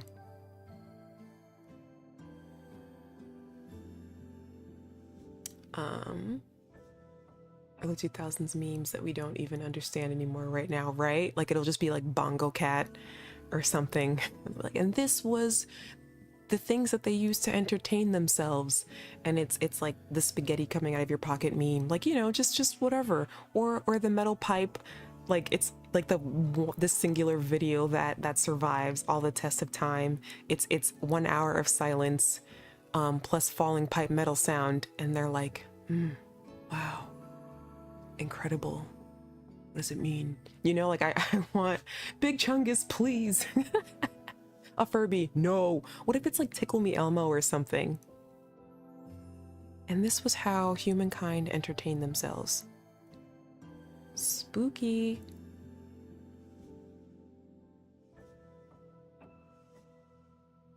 No, we don't really rely on anything battery or electronic powered, but like a video stuck on a paper page. Oh, okay. Oh, like Harry Potter, like when they have the pictures looping over and over again. Yes, you make more sense than I do. It's just another possibility. Speaking of ridiculous creations, I got all nostalgia trippy and got myself a Video Now player, like those kid toys with the portable disc player. Wait, what? Oh wow. Oh my god, I've completely forgot about those. What do you play on it? Imagine what they'll think of VTubers in 200 years. Oh gosh. Yeah, who knows? Who knows? I don't know. Who knows how long VTubers will like last as a trend, or maybe it'll continue on, like it'll just become. I am always curious about what will stick and what will be a trend that only lasts for a few years. Like I think when YouTube first started, people didn't think that YouTube would last that long, and now here it is, like 20 years later, it's still here and stronger than ever. And people thought that streamers wouldn't like be a thing, and now it's like a whole job. I wonder if VTubers will be a thing that lasts for a while.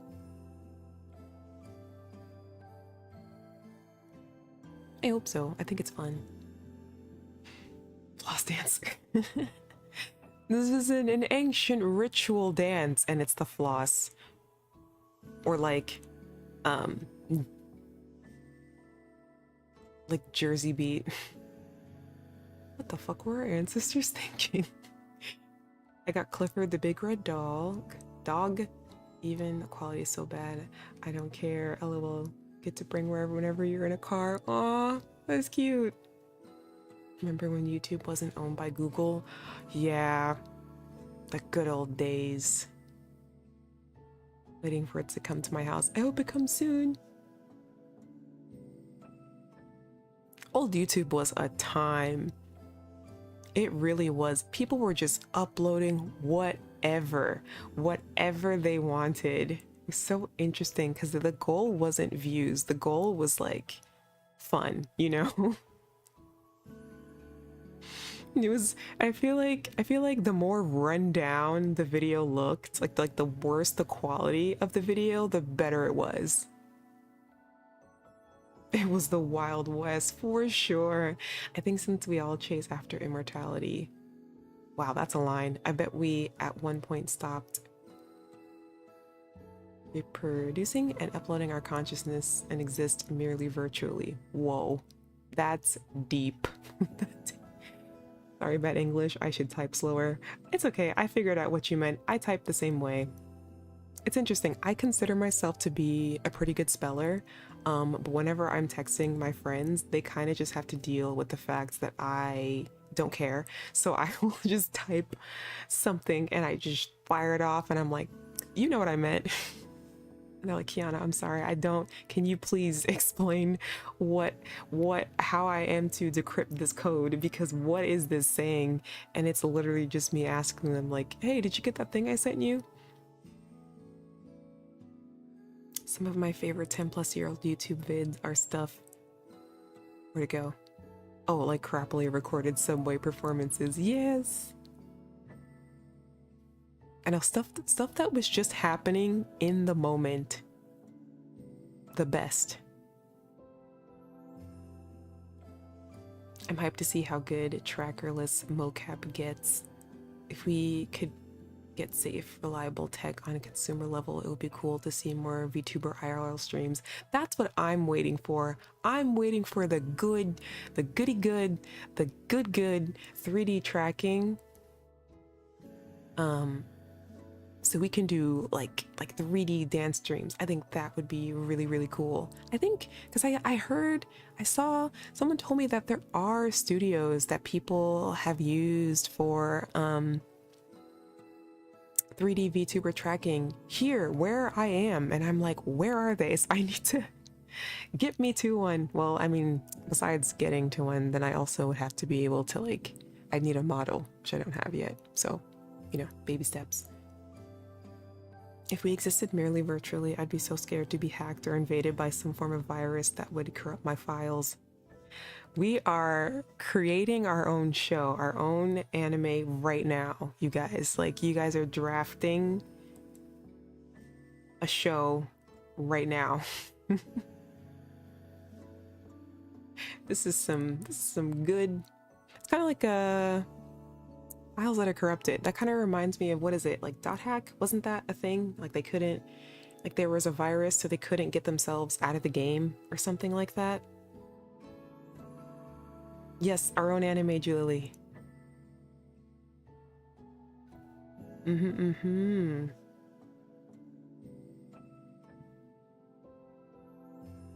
What is going on?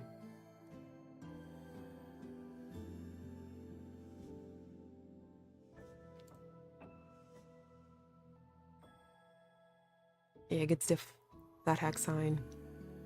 I used to, I never when dot hack sign was out on, I don't know, was it Adult Swim? I like truly was too young to understand what the heck was going on, but the music was fire. Like the soundtrack banged, it slapped, it owned, it ate in all senses of the word.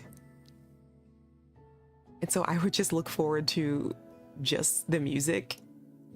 Meanwhile, I truly had no clue what was happening. All the conversations went way over my head, but boy, was the music good. That was on Toonami, right? I think if it wasn't on Toonami, it was on Adult Swim. It was one or the other. Hey, wait, that's a wiggle. Yeah. I bet you could get a virus right now anyway. Where is the difference in getting infected or hacked? Wow, you guys are really, y'all are asking some deep questions. Toonami was indeed nostalgic. Yes, yes. Yeah, actually, my ending screen is inspired by like those Adult Swim commercial breaks. That's what I was going for when I made it. He was just fair for the vibes. I truly was. I didn't understand a single thing that I was watching except for like Inuyasha, because it was the plot was very simple and easy to understand. Or even like Yu Yu Hakusho. Everything else went way over my head. Anything that was very super deep, had something to do with, I don't know, the meaning of life, or if the plot was mainly told in conversations, I had no clue what the heck was happening. Like at that point, it just became background noise for me, but I was like, ooh, pretty pictures. Do you have any idea what the story is talking about, Ki? But music good. Like that's all I had. I tried rewatching Dot Hack Sign a few years back because I had those weird nostalgic memories, but it turned out to be boring. Wow, really? Then maybe that's why I had no idea what was going on, because I was just bored. Sailor Moon was as complicated as it got, and I adored it. Yes, I loved Sailor Moon was one of the shows that it always happened a little bit too early in the day for me. Like it happened right, like immediately as soon as school was over, Sailor Moon was on. So by the time I got home, it was already either halfway through the show or it was already ending. So I never caught it when it was, and this was when you could only really, there was no streaming. So you had to like watch things on like VHS, or DVD, which is barely coming out. And of course they weren't super accessibly printing anything on DVD at the time. So if you didn't catch it when it was live, that was it. So I would always only catch like the very small end snippets of Sailor Moon. And then I had 2 VHSs of Sailor Moon, which was Black Dream Hole and The Promise of the Rose. And I watched, me and my siblings watched those movies over and over and over again. It was the definition of hyperfixation. We even had like, we watched it so much that eventually we each had like our assigned Sailor Scout, and we would recite the lines as the movie was going. Like everyone had like their own part. I was always Sailor Mars and Sailor Pluto, and then if no one wanted to, then I would be Sailor Mini Moon as well sometimes. and we literally would watch this over and over again. I can probably to this day recite a good chunk of the movies just from memory. That's how ridiculous it was. I loved them. I loved them so much.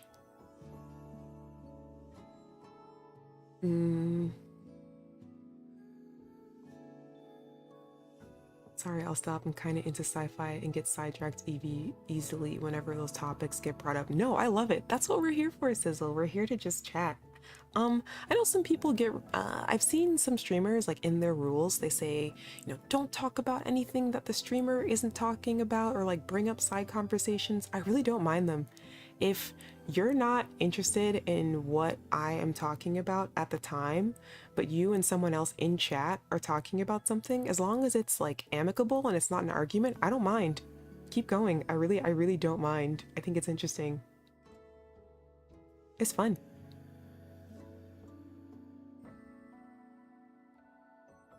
Sailor Mercury was my gal because blue. Yes, Sailor Mercury was, she was so cool because she had the like the little computer thing that could like analyze situation, and she had the glasses that would appear. I thought she was really cool. It's like, wow, she's got gadgets. I definitely ran VHS tapes to breaking. It was all we had. Truly, being an anime fan in the 90s was tough. It was tough. You were getting attacked from all angles. It was like nerd, loser, and then it was for a hobby that was really hard to like get access to. But when we did, boy, I remember one time there was a snow day, and on that snow day, I think that was the first time I watched the Digimon movie, because we went to Blockbuster and we got a DVD, and it was the Digimon movie, and it was the greatest thing. It was one of the greatest moments of my childhood, was watching the Digimon movie on a snow day, and I loved it. And I think I watched the Digimon movie like once a year. It is my comfort movie. It's so funny. It's so funny. It's definitely better now. So much more access and merch. Yes, yes. And now in my adult life, I can fill up my room with as much weeb garbage as I want, and no one can stop me. Definitely better now. So much more. Yeah. Digimon is awesome. I will say I have no clue what the heck is happening with like newer seasons and stuff like that. Not a clue. No idea. But that first movie, that's, I think it's like 2 or 3 movies put into one, right? That they had to like jigsaw together. I think I was reading an article on how the Digimon movie is actually a masterpiece. The English dub in it is actually a masterpiece in and of itself, because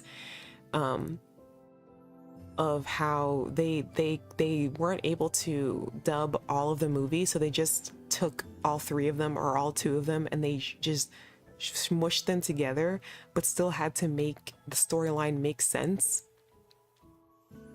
And just in that in of itself was a feat. And me as a child, I had no idea that that was the case until much, much later. Like literally probably 2 years ago, I learned this. I was like, what? And it's so good. And the voice acting is so good. Oh my god, I have to watch the Digimon movie. Yes, never saw more than the Digimon TV show. The Digimon movie itself is a completely different beast from the show. It's just very wacky, and because the storyline is, I guess, construed from the original, there's some really silly parts and really silly lines that are in there, but I quote it all the time. Like it's very humorous. Honestly, I would be very down to do a watch along. I think I would invest in figuring out how to get that movie downloaded, and we can all sit down and watch it in Discord. I will do it because it's already a tradition, and it's so good, and I enjoy it a lot. I thought Digimon ended a long time ago. I feel, is it not still going? I thought it was still going. Digimon was so much cooler than Pokemon, but the games were less accessible, sadly. That is how I also feel. Actually, I remember when I was a kid, my aunt has always understood me. She knew that we were nerds from earlier on and bought like us as kids, all of like the Pokemon merch. I was the coolest anime nerd. We had Pokemon bomber jackets and like a watch that would tell you, like, you could set an alarm for the morning. And I think at 8 a.m. I had it set to like Pikachu, it's time for breakfast. And she like also got us the original Digimon comic books. Like it was like 1, 2, and 3. And she was like, okay, now I'm going to give you guys these comic books and you're going to keep them in perfect condition. And then once you're 30, you'll use it to buy a car. And me being like 5 or whatever, I was like, what are you talking about? And I opened them immediately and destroyed them. And probably if I had kept them until now in the perfect condition, like she told us to, I would probably be able to buy a car.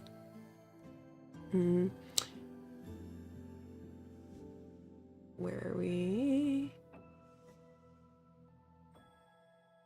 There was literally never any Digimon game released in my country, but Pokemon was all over the place. It really was, yeah. In that sense, Pokemon really won. I think I just saw a TikTok that was talking about what your they were talking about like what your anime obsession said about you, but it was like the animes that were specifically created to market toys, and Pokemon and Digimon were in that. And I was like, wait a minute, they made whole shows just to sell toys, and Gundam was in there, Digimon was in there, and Pokemon was in there. And it said which one of these you were into. Yu-Gi-Oh was in there, which one of these were said about you. And I was like, hold on, these weren't just created for art's sake. What? What? And so Pokemon was definitely one of those that it was literally made to market a trading card game. And when I realized that, I was like, huh. Still love it though.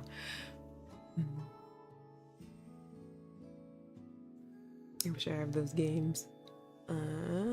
LOL at the English Digimon opening song, so bad in comparison to the original Japanese OP.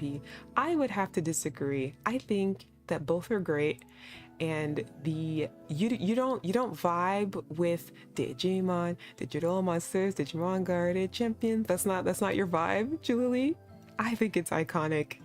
The last scene of the movie was awesome. If we're talking about the same movie where you see them all grown up, some married to each other and some having kids. I see that maybe that's the part of the movie I haven't seen, because I just saw the English version, which was like 3 movies mashed into one. I don't know anything about growing up and having kids. It finally gave closure to the shipping wars, etc. Wait, really? Okay, now maybe I do. I don't know which one that is. I haven't seen that one.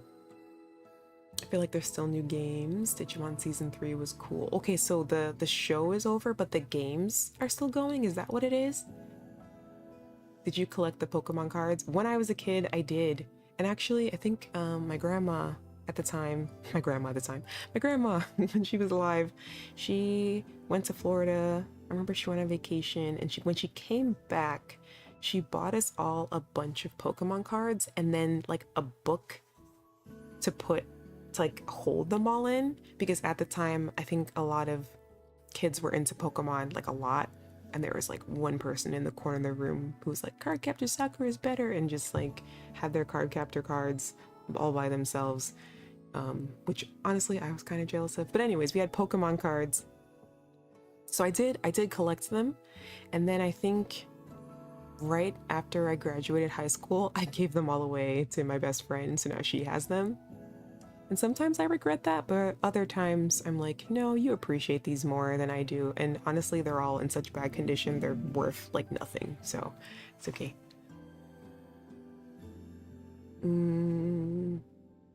Had so many first edition Charizards earlier on and lost them all. No, I remember it was like in the school, I was in the schoolyard, and I had like a holographic, I think it was a Flareon or Ninetales, and there was this kid, he was my bully.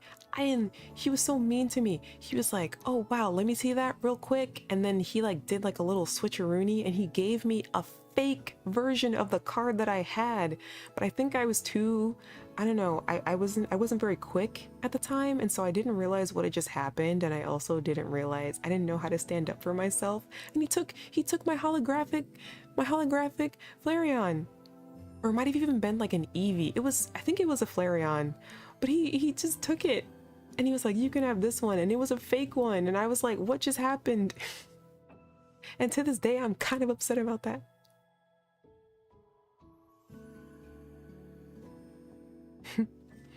Hmm.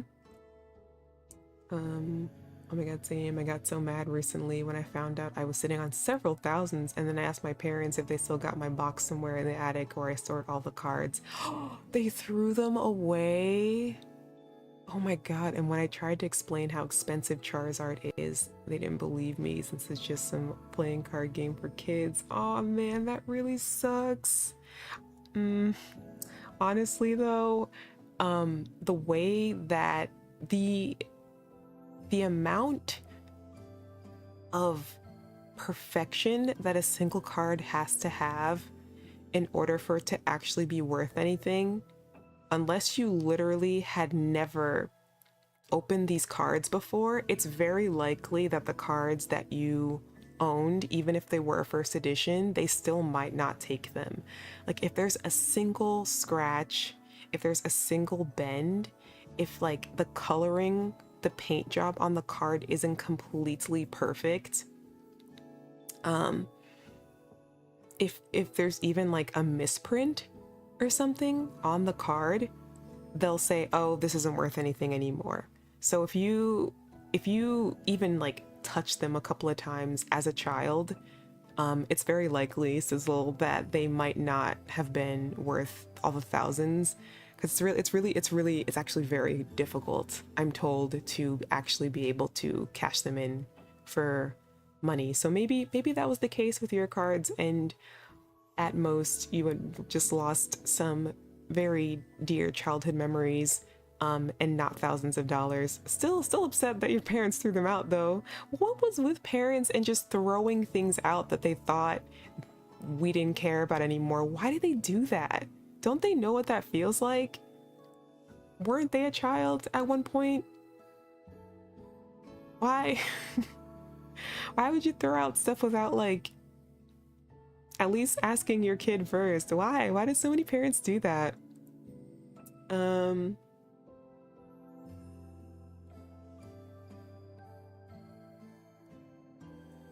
Not my vibe at all. LOL, the lyrics repeat and lacks depth. Oh, you wanted really deep, a really deep, meaningful song for Digimon.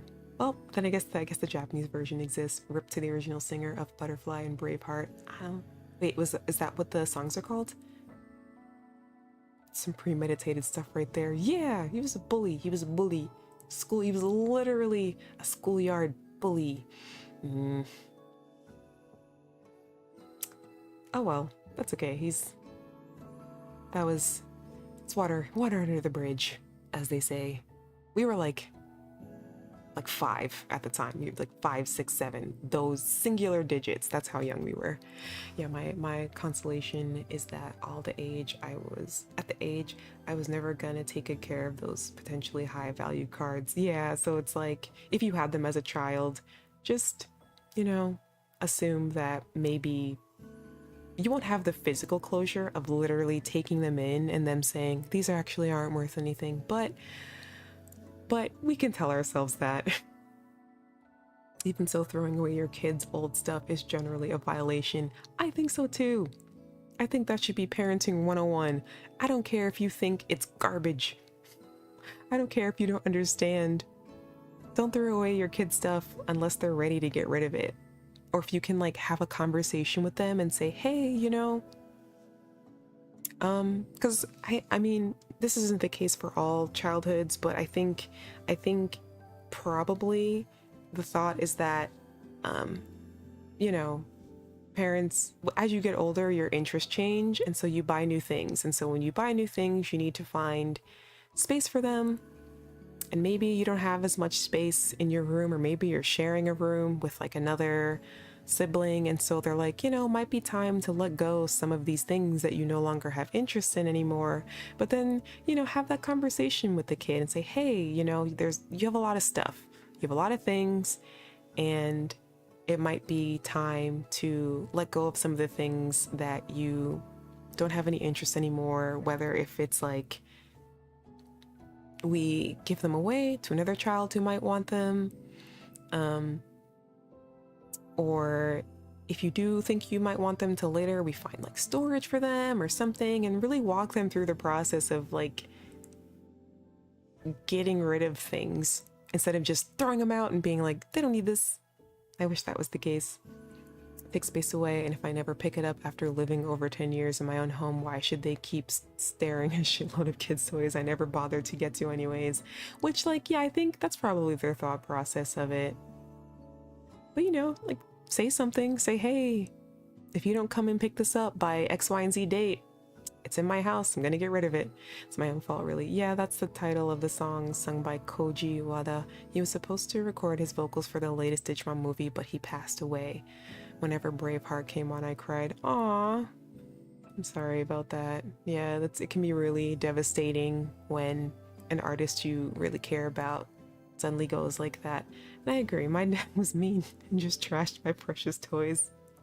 Yeah, I feel like a lot of us growing up have that one childhood memory of like your parents just one day you just come home and all of the stuff you cared about is gone. Now I buy my own toys as I'm older and handouts passed down from my siblings. Oh gosh, the dreaded hand-me-downs. Yeah, and now as an adult, what is that? They call it like healing your inner child, right? I think that's what we're all doing now. We're healing our inner child and purchasing all the things that we weren't able to get ourselves when we were kids. You can do that now.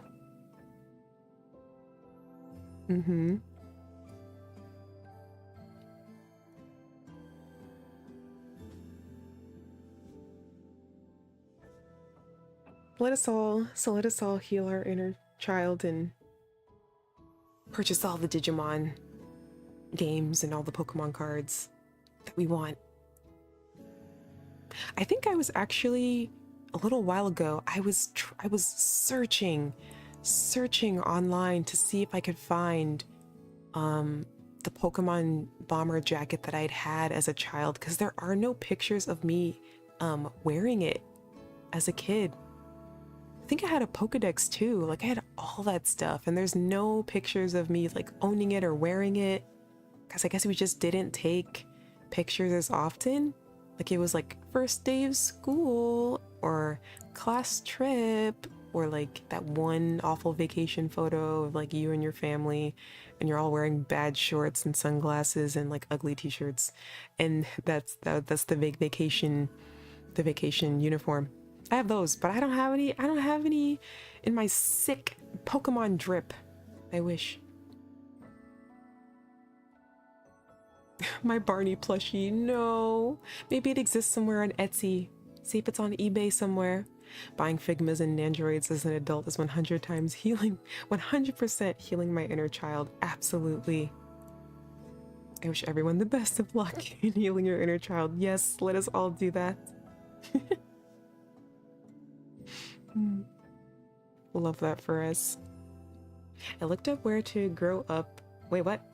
Grown up and married stuff in the Digimon happened. It was not in a movie, but the final episode in the series. Ah, okay. I wonder if that in part was to settle all of the shipping wars. They were like, enough! This is what happens! Accept it! And then they just married off characters.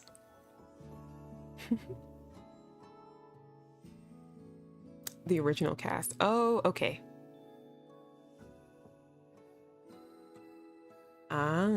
Hello everyone, it's me, a dude, just some dude. Hey Hamza, how's it going? This is technically our welcome back stream. Just hanging out, talking, just chatting, talking about nostalgia and our parents throwing our things out when we weren't ready to let them go. It's been doing what do exactly. It does what it does. In the words of Scooby-Doo, it riz what it riz. They have my 1996 Barney on eBay, thankfully. Ooh, nice. My old 90s Simba Lion King plushie. Wait, I forgot about that. Wow, I forgot about that. Wow. Wow. Even though I'm not into Disney, at least not anymore. But if you were into it at one point, it still hits home, you know?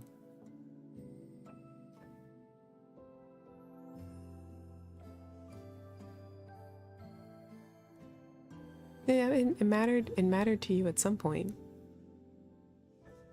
Like, I don't know, I have this this thing with I just keep, anytime I see any kind of kitchenware that's Mickey Mouse or Minnie Mouse themed, I think I need that. And it's not like I'm particularly obsessed with Minnie Mouse or Mickey Mouse, but there's like a nostalgic, or Winnie the Pooh. There's a nostalgia. I used to love Eeyore as a child, and I really, I really resonated with Eeyore, which absolutely should have been a red flag to my parents, but whatever. I really resonated with Eeyore a lot, and so I was like, I love this little dude. He is me. And so now in adulthood, whenever I run into anything Winnie the Pooh related or Mickey Mouse related, I sometimes, if it's like kitchenware or like a bowl or something, I get it. So now I have like my flour and my sugar is in a Mickey and Minnie Mouse shaped ceramic container. And I have a Winnie the Pooh style ramen bowl that I really like, and that gives me joy. I swear, are you concerned? Everyone, I'm okay. I'm okay. I promise, I'm okay. Woo! I'm glad I still have my favorite Labrador plushie. Oh, I think I still have some Beanie Babies from when I was a child. Pretty sure I do.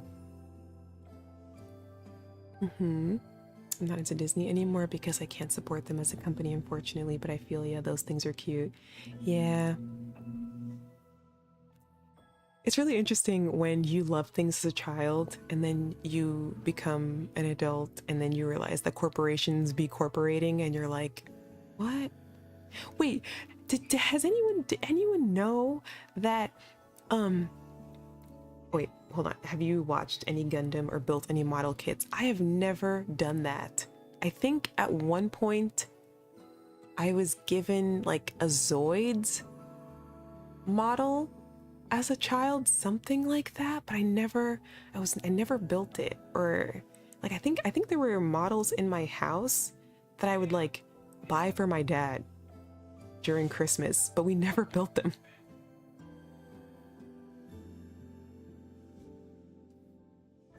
Sorry, I remember Zoids. I remember thinking, I wasn't really huge into Gundam, but I remember thinking Zoids are really cool and Power Rangers are really cool. But yeah.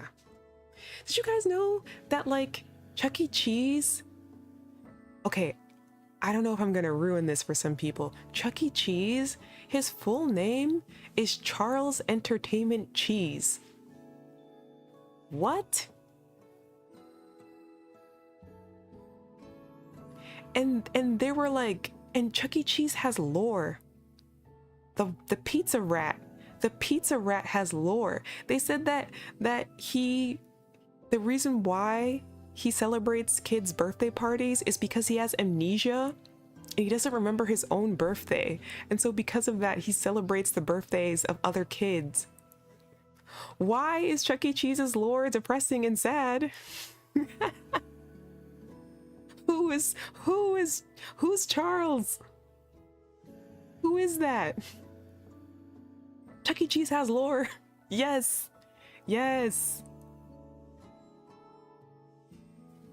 And why is it so sad? He's a rat that sells pizza with a cap. We thought them taking his hat away was where it ended. No. Like what? Yes, it really does give Five Nights at Freddy's.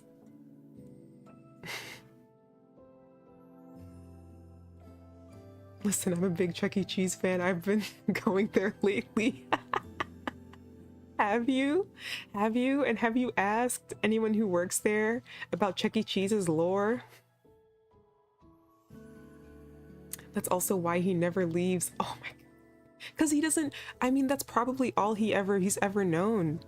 He probably just woke up one day and was in a pizza shop and he was like, I don't know what I'm doing here, but I'm gonna bring as much happiness to other people as I can because I don't have that for myself. And so now he throws birthday parties for other kids. Sorry, girl, but I'm devastated. I'm so sorry to break this to you.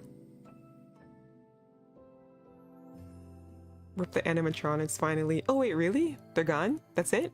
I don't know. I don't know anything about Five Nights at Freddy's. I know nothing about it. I didn't watch the movie. I've never played the games. The games freak me out, first of all. I don't know. Guys, I don't know if I could play Five Nights FNAF. I don't know if I could play that. I have no idea. You saw me panicking through Little Goody Two Shoes. Imagine me playing a real horror game. We wouldn't make it out of the first chapter.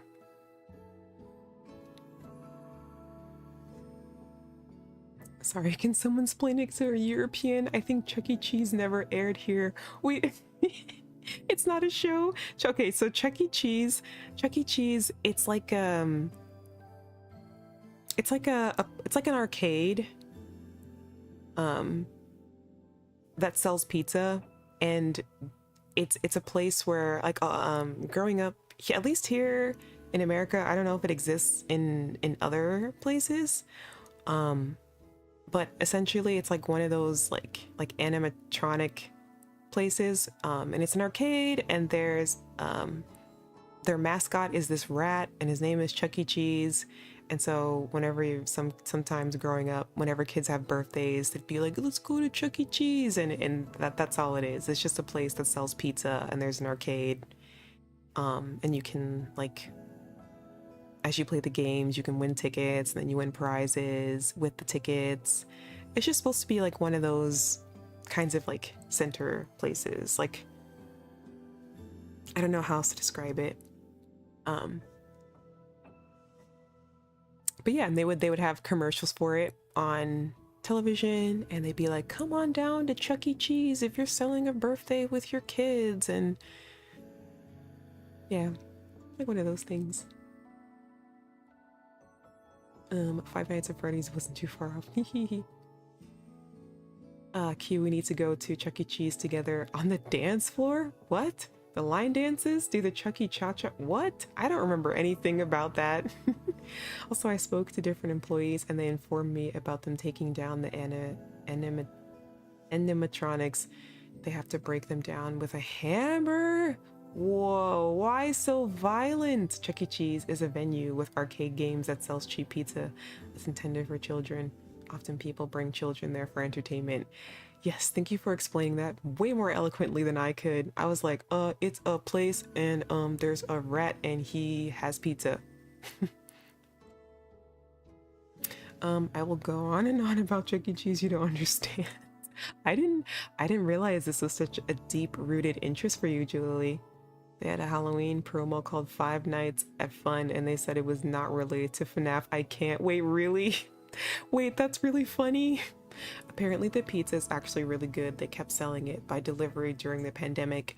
And not only did they do that, but they also, I think because some people were weirded out that Chuck E. Cheese would deliver their pizza, sometimes they would have it sold through like third-party restaurants. So if you were to go on to like Grubhub or something like that, it would actually appear as a different restaurant. Like it would be like Sam's Pizza or something, and then you would order it, but then it would actually come from Chuck E. Cheese, which I thought was interesting. And I'm like, how do you not get in trouble for that? So a Pizza Hut with gaming in it. Yeah, kind of like that. And they're Ronald McDonald got some horror lore. Exactly. It's like McDonald's, but pizza. Strange concept, but okay.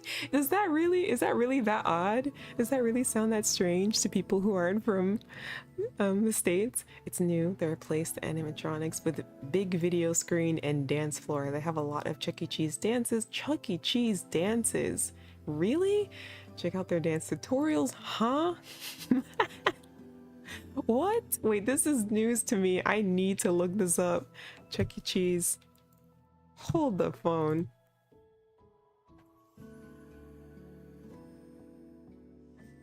Chuck E. Cheese dance. Me and my friends, how to Chuck E. dance. Huh? Wait, but ooh, I don't like him without the hat. I think he's a little scary without it. Chuck E. Yuletide slide. Chuck E. Cheese Winter Winterland afternoon fun break. Chuck E.'s easy dance. Kids dance choreography. Wow. How to. Oh my god, this rat is. No. No, he's really scary without the hat. Why'd they take the hat from him? Give it back. Chuck E.'s haunted house party. What in the world? This is so weird. This is so weird. Wait, so do they not have like the ball pit anymore? Has it been replaced by the dance? Also, wait, hold on. Julie, do you go to Chuck E. Cheese by yourself or do you go with friends? Is it like, does it give a cafe atmosphere now? Is that what it does? Or are you like grabbing a slice and then hitting the dance floor? Like, are you a regular there? Do they know your order?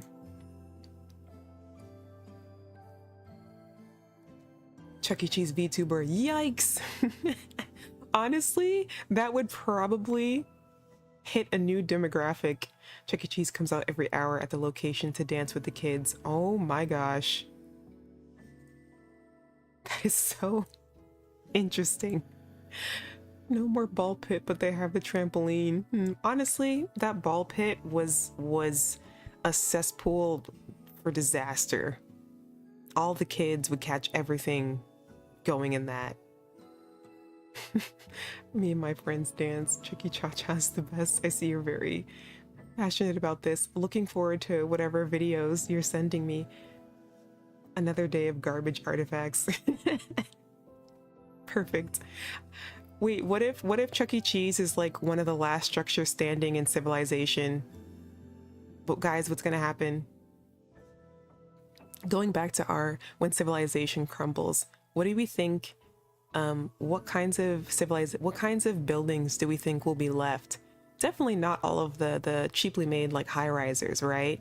Probably like what will actually stand the test of time? My bet is on Chuck E. Cheese. Chuck E. Cheese VTuber debut one. No, I gotta go by myself or with a friend who drives me to the New Jersey location because I'm bored. I grab a slice and I dance with Chucky. That's cute. They got a trampoline zone for kids, but there is a height limit and I'm too tall. You're 4'11". 4'11". Wait. Oh wow. I don't think I think I stopped. I think I broke 5 feet when I was still in elementary school. I'm a little on the taller side. I'm like 5, what am I, like 5'7", almost 5'8", which I guess is taller for a girl. I don't know. 4'11" though. If you're taller than 4'11", you are too tall to ride this ride. Don't get me started on the abandoned Chuck E. Cheese locations. I'm actually sick right. Wait. Oh wait, I'm missing some of chat. I go by myself or wait, okay, I read that. You're sick right now? What happened?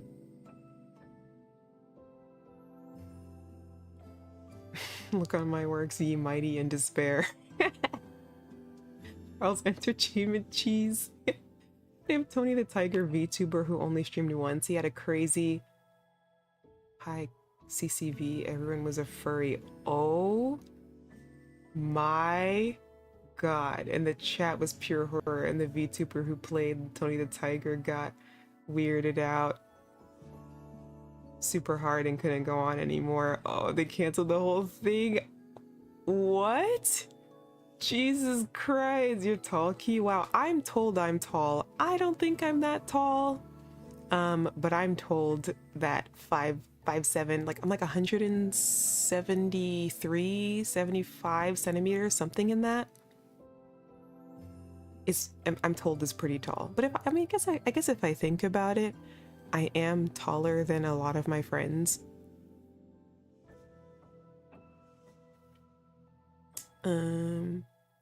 Yeah, Hamza, I hope you feel better soon. I'm sorry you're not feeling well. But oh my god, poor Tony. That is traumatizing. Imagine you're like Tony the Tiger VTuber and that happens and you're expecting like wait, but I guess in that case, what were they expecting? Like, did they think that a bunch of 7-year-olds were going to be online watching their Oshi debut? Like, is that what they thought was going to happen?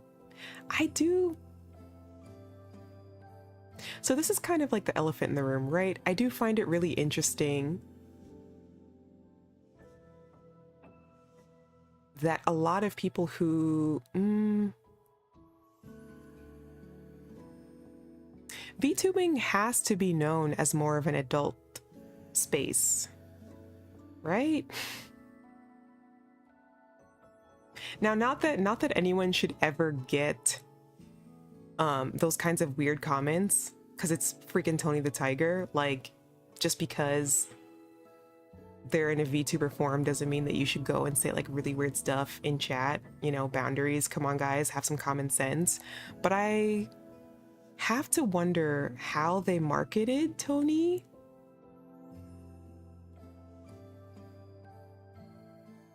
That is really... I have so many questions. I've been aching and not chewing all day. Oh no, I hope you're wrapped up in a blanket right now and you have lots of warm soup and tea or whatever it is that helps you feel better when you're sick. Average height for women in the US is 5'3.5". What? It is? Really?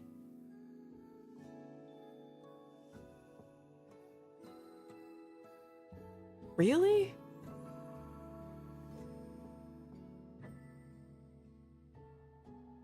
Really? That's so short. Many adult VTuber fans bring their kids to watch their Oshi with them depending on the VTubers. That is true. I do see that. Oh, you always hear of all the really cute stories of like, you know, like when parents go to conventions and they have their like kid dressed up as Gura or like some other VTuber, and then they like go and they meet like VTubers during their meet and greets. I love stories like that. That's so cute. I didn't know the can of worms they opened up. Tony Thirst was unexpected. He was too beefy. Oh my god. That's crazy. I've never looked at Tony the Tiger that way. Oh my god. I think the first time I became aware that people were like looking at beefy anthropologic characters that way was when like the whole Bowser thirst thing started happening, and I was like, what is going on? What is happening? And these are people who like don't consider themselves furries, and they're like, he's kind of... I was like, what do you mean? What are we talking about? Streaming is definitely general audience kind of entertainment at minimum. Don't think you can really do something just for kids with all the child privacy protection laws. Yeah, I think it's unfortunate, but it is really hard to... I think in the VTuber space specifically, I don't know if it's possible to make a VTuber that is targeted specifically for kids unless it is specifically on a child's network. Yeah, I don't know. Anyways, I'm at my desk resting my head on a French book. What? YouTubing is like very diverse. Yeah. I feel like it's hard.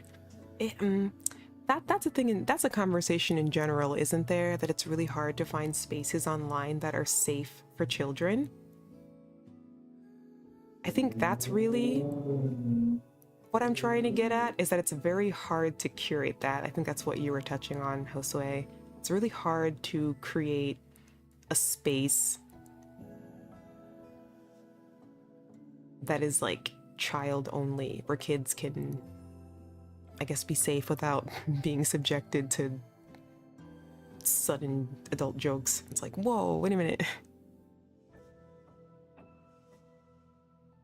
Hmm.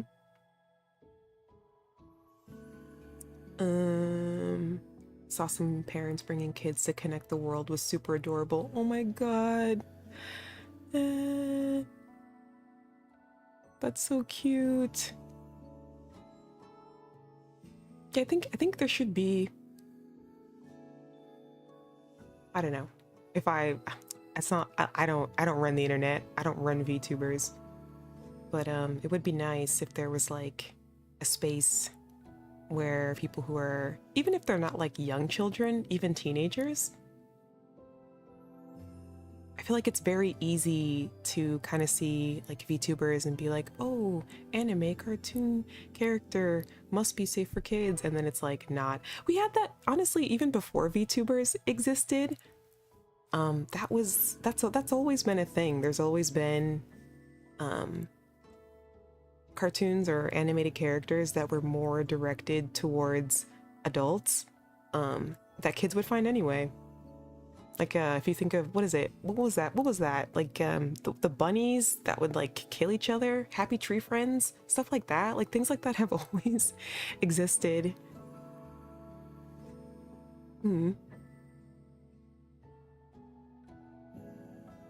Yeah, it's hard. It's hard. I don't know what the answer is, but I do think of that occasionally whenever it's like some content that VTubers make is very general audience friendly, and then it very quickly becomes not that, and it's like, oh, whoa, hold on. I do have that question sometimes. I'm like, how? I don't know. And then some people are very good at being like, this is an adult space only, and then some people don't say anything. And maybe, and I mean, they don't really like have to. Like Cardi B doesn't go around being like, my music is not for kids. Don't bring your kids. Like she doesn't do that. But like, it's understood. I don't know. I don't know. I don't have the answer. I don't have a strong opinion on how things should go, but it is a question that I ask a lot to myself. Oh, I'm missing so many comments. I was there. He was supposed to do esports commentary. It was a good idea for Kellogg's commercial. I think they just tried to jump on a wave and experiment with Tony if they could market their mascots. Oh, wow. Actually, I can see that as being a really good idea. They just didn't think about that. He's a furry icon. Is he really? Whoa, I didn't know that. Dora the Explorer is VTuber, right? Like, she is! Dora the Explorer is so VTuber coded. Hold on.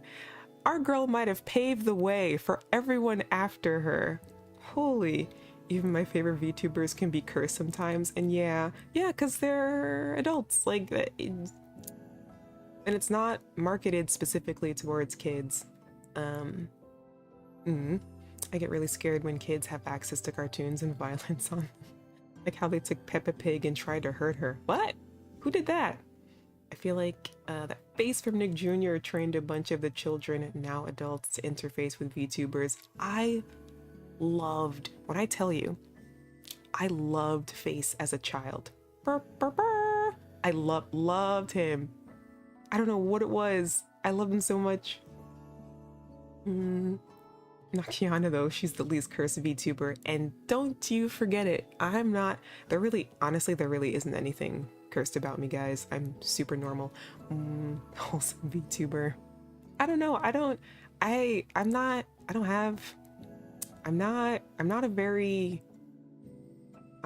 not unhinged at all. I think even if I were to try to be unhinged, it wouldn't work out, unfortunately. Unfortunately, I'm just very newbie normal. YouTube Kids works now. I think the biggest VTuber is on YouTube Kids with 20 million subs. What? Who's that? But no one seems to know her outside of the kids bubble. Honestly, and that's how it should be. If there's something that is made specifically for children, please leave it in the child space. Please, please, just leave it there. We have enough stuff to keep us entertained. Leave the kids' stuff alone. Leave Barney alone. Leave Tony the Tiger alone. People who take pre-existing children's cartoons and animate them in shocking situations, I don't like that. Even YouTube's Kids isn't the safest. Yeah, it's a little disappointing. Stay away from YouTube Kids, y'all. It's a nightmare. Is it really? Is there like a weird side? Is there? Yeah, it's difficult balance to strike. Creepy! Hi! Hello! Oh god, don't get me started on this. I know you know. I know you know. I'm not an adult and I'm still very cursed. Oh gosh. Yeah, I don't market myself as like, this is an adult space. I do, at least in my Discord, I've made it very clear that it is PG-13 and that if you were in here you should at least be a teenager. Not because I say anything weird, but because I might swear account occasionally. I might be like, darn it, like, you know. But in general, I try to, I know that kids are on here, so I try to keep it, and that's just not really who I am in general. So I think if anyone is a public figure, they should make it explicitly clear if they're suitable for kids or not, just for their safety. I would hope so. That would be my hope, that people, I think there's a line. I think if what you are creating is explicitly for adults, I think it would be nice if you said that to protect your child audience that might come across you, especially if you're very accessible. I do think it is ultimately like some more obvious disclaimers would be nice. It should go like, you know, if you're a parent with a kid, please monitor what your kids are watching and doing on the internet. But if you are an adult creating adult content, please also take some responsibility to protect kids that might end up in your space, you know?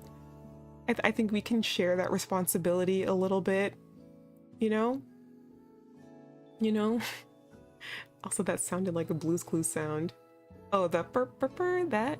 Hello all. Yeah, I can see what you're saying. It can be tough to find a safe spot for kids on the internet. Also, like how stuff can be marketed to kids in a shady way online. Yeah, the D word. What'd I say? The D word? What'd I say? Listen, I'll make it very clear. I am 18 plus and I make it mega clear, no children around me, please. Yes, you do. You do, everyone. First of all, if anyone doesn't know who Creepy is an incredible artist. You should definitely, if you, I don't know, what genre of music would you say you are Creepy? All I know is that it slaps. But Creepy is an artist, VTuber. We've been friends for a very long time. They make some really cool stuff. Check out their music, please. I know, Creepy, you're in the middle of doing a rebrand. You're rebranding right now. But listen. The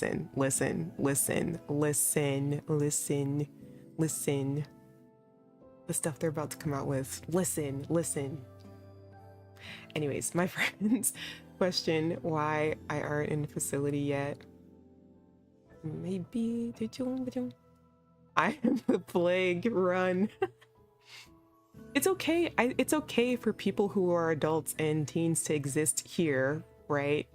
Because this is my space. So anyone who tries to cross any of those boundaries will be booted. So you don't have to worry. But yeah, no, Creepy does make it very clear that their space is 18 plus, and that's good. You should do that. Yeah.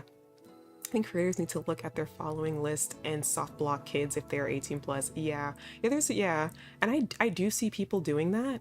that even if their stuff isn't like really intensely 18 plus, like I think Celia is a good example. I talk about her because I've known her for a while. She honestly is really tame. She does VTube like rigging and things like that, but there tends to be quite a bit of booba on her page because that's a lot of what she does. And so she's made it clear, she's like, my Twitter is 18 plus because I will be retweeting things that could be slightly on the more explicit side, and if you are a minor, I will boot you. So and it's not even like anything really intense, but you know, she just cares, and people who care, I really respect that. Yeah, protect the kids. That makes sense. I say it on the case of how you mentioned Cardi B before. I think Nicki Minaj said that she's not a role model for kids and she encourages them to go to college, but I don't remember.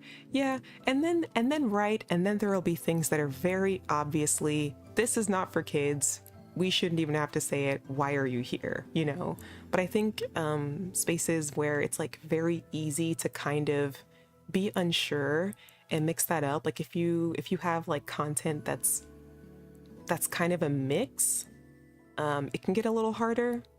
But you know, if it's your space, I think it's kind of up to you to, if you notice, and when you notice that there are kids in an area that they really shouldn't be, maybe say something, you know. My genre. Yeah. Creepy's creepy. I feel like creepy are kind of in your own genre sometimes. Seems a couple of new people around. Join kiANNa's Discord. We will chill there. Link in description. Oh, thank you, Jay. You are so right. I really need to get something going on Stream Elements that'll like bump that occasionally, because I do. Oh wait, I put it there. Discord in bio. Yay. Okay, I did do that. Yeah. Yeah. Just never give kids access to the internet. Nothing good comes out of it besides all the information that can mess with their mind. They get addicted to easy and stop doing sports. Wow, you sound like Sizzle. You sound like a parent. Like you are from the parent association. I think what it is for me is that there just should be more safe spaces for kids online. I think at this point it's kind of impossible for kids not to be online, so the least we can do as the adults who are in charge of this space is to kind of curate that for them, because they can't do it for themselves, is what I'm saying. And I don't know how that can happen. I can only curate it in my space. I can only curate it as much as I can in my own space.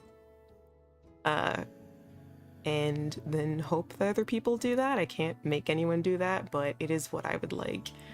I want them to fear me. Oh no, everyone Hams is weaponizing the fact that they're a minor. Everyone run. Oh no.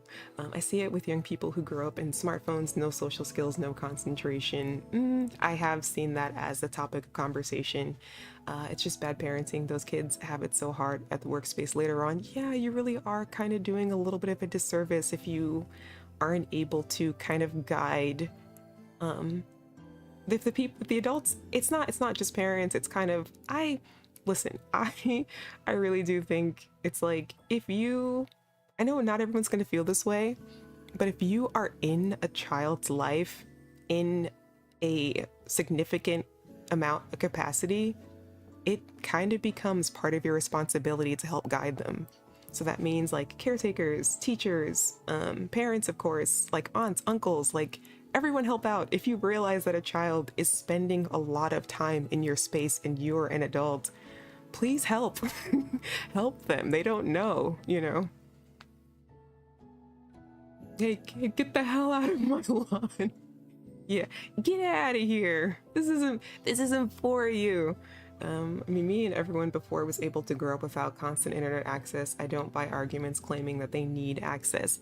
I'm not necessarily saying that they need access. I am, however, saying that it is very difficult to keep them off the internet, especially when now there are so many places that require you as a child, or at least a high schooler, to do research online, right? Like, it's rare that someone goes just to the library anymore to complete schoolwork. It's rare that they will do. It's rare that you do things as a child, even if you're just like going to school or you're included in extracurricular activities, that at some point you might have to apply to something online. You might have to complete a task online. You might have to collaborate with other students online. There are online communities, right? Like, you know, there are places where they go to like watch TV shows, or they're included in like clubs, and there are online spaces. So it's like, it's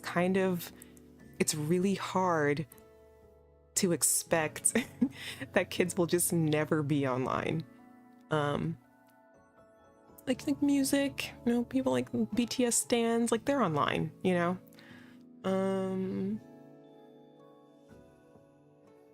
I'm just a grumpy old person. No, you're not grumpy. You're not grumpy. You care. We love that people care. Let me get that straight. I love that you care. I care too. I think it's great. More people should care, right?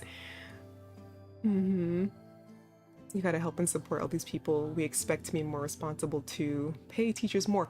That part, please.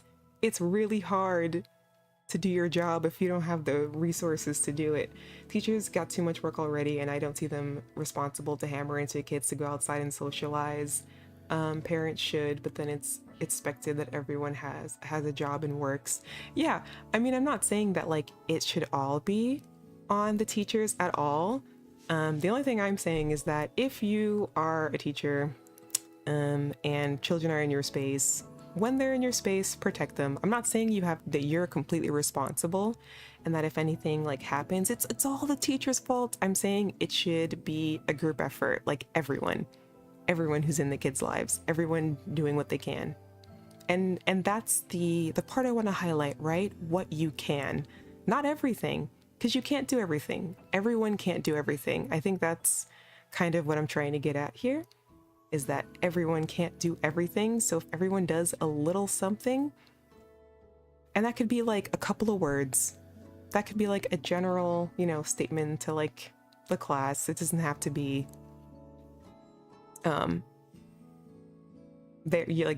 teachers aren't, a lot is expected of teachers, and teachers should definitely be compensated more and prioritized more. I definitely feel that way. I get really like like, why are teachers buying their own school supplies? You know, I think I was watching a TikTok a little while ago, and it was talking about, they were like, you know, what is the answer? Actually, this exact conversation, they were like, what is the answer? How do we get kids to care about like being in school? And people are like, it's the teachers. And then someone else was like, it's the parents. And they were kind of going back and forth on, they were just like, what is it? Like, why? How do we get, like, what is it? You know?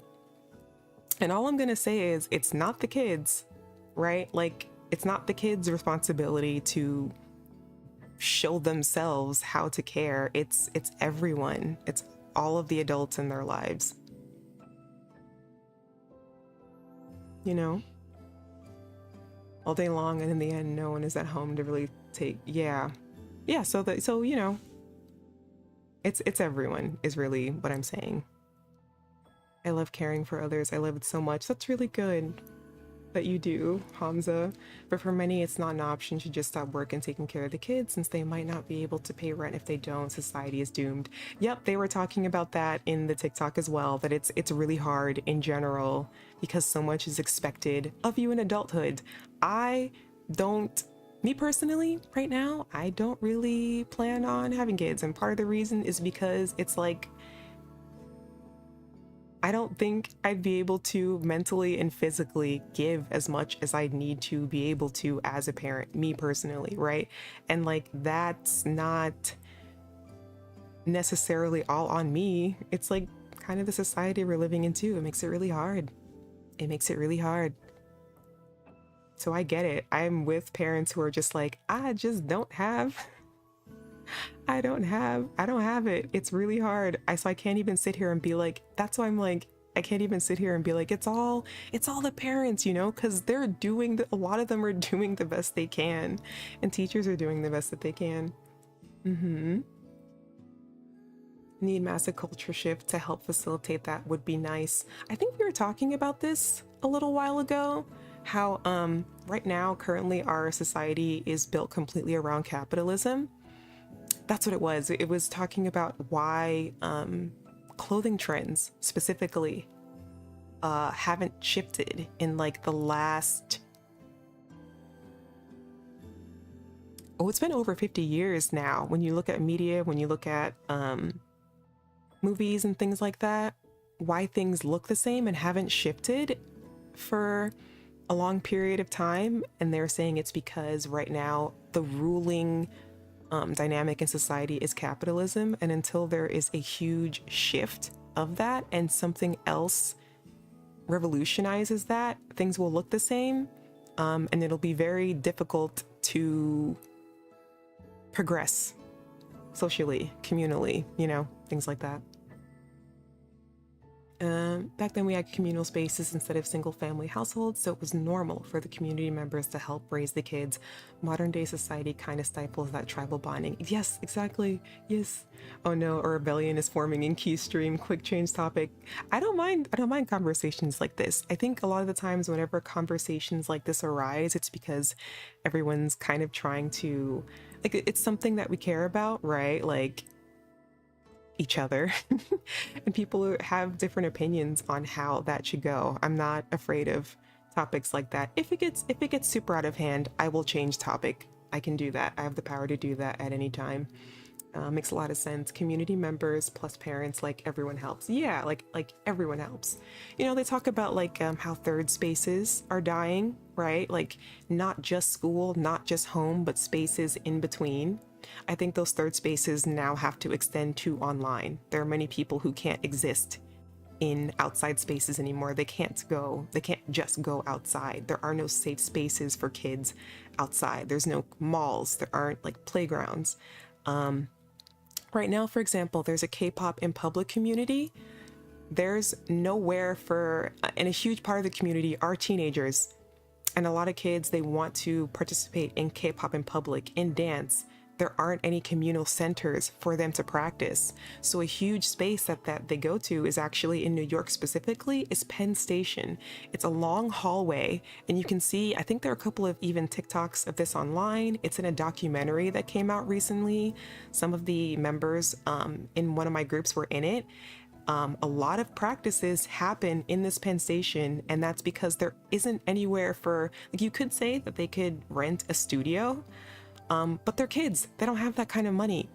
And there's no communal space for them to go to practice. So they have created that as a third space. And kind of as long as we keep the space clean and we respect cleaning staff and aren't too rowdy, they just leave them alone because they know that there aren't spaces like that for kids. So they kind of just have created it on their own. And I wish there were more spaces that were facilitated by adults for those kids to do that, you know?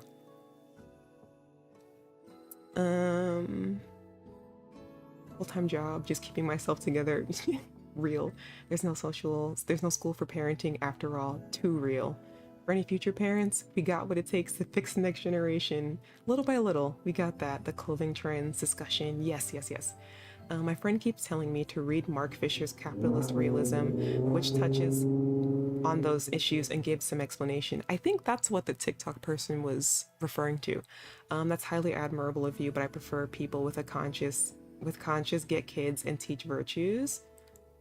Since kids can be, wait, hold on. Let me read slower. Multiplicator and influence kids around them positively. I don't disagree with that for sure. Most people who I see have kids are those who don't really give it much thought. Yeah, it is interesting that having kids, being parents, that's something that is encouraged, and they kind of encourage it regardless of the kind of person you are. So it is, you kind of get all different kinds of parenting styles, don't you? I wish there were more parenting schools in this world. The idea of a parenting school, that's really interesting. I wonder how that would go. And then blame everyone around them to take responsibility for their offsprings, blaming teachers, social workers, etc. Too true. It's sad how too many people are like that. Yeah, I see where you're coming from. Yeah, finding dance school space is so tough in general. We understand the struggle. Oh yeah, I know, Julie, you definitely understand that for sure. Back in the days, I know, it's so interesting. They have more programming at conventions for dancers now, but that didn't always used to be the case. You used to have to find an unused hallway and hope that con ops wouldn't find you and shut you down because there wasn't any space for us. Recreation centers are tricky too. Keep in mind, I don't know if it's the same arc in the States. It's just like that in my country, but I feel like Western countries all have the same problems. Maybe. I haven't spent a lot of time in other countries, so I guess I really don't know how raising kids goes. I don't know. Always completely unrelated, but I've been learning how to cook lately. Really? What have you been learning how to cook? Can vary a lot by region, country, culture, etc. I can believe that. Now I'm curious. Now I want to know.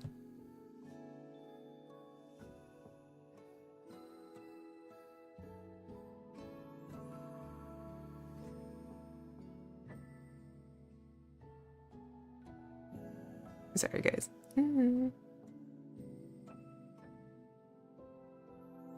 Okay. Yeah, what have you learned how to cook?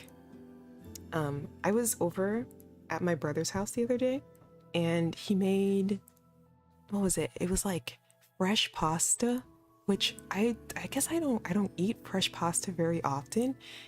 It's way chewier than like pasta that's pre oh, huh? Oh my god, thank you.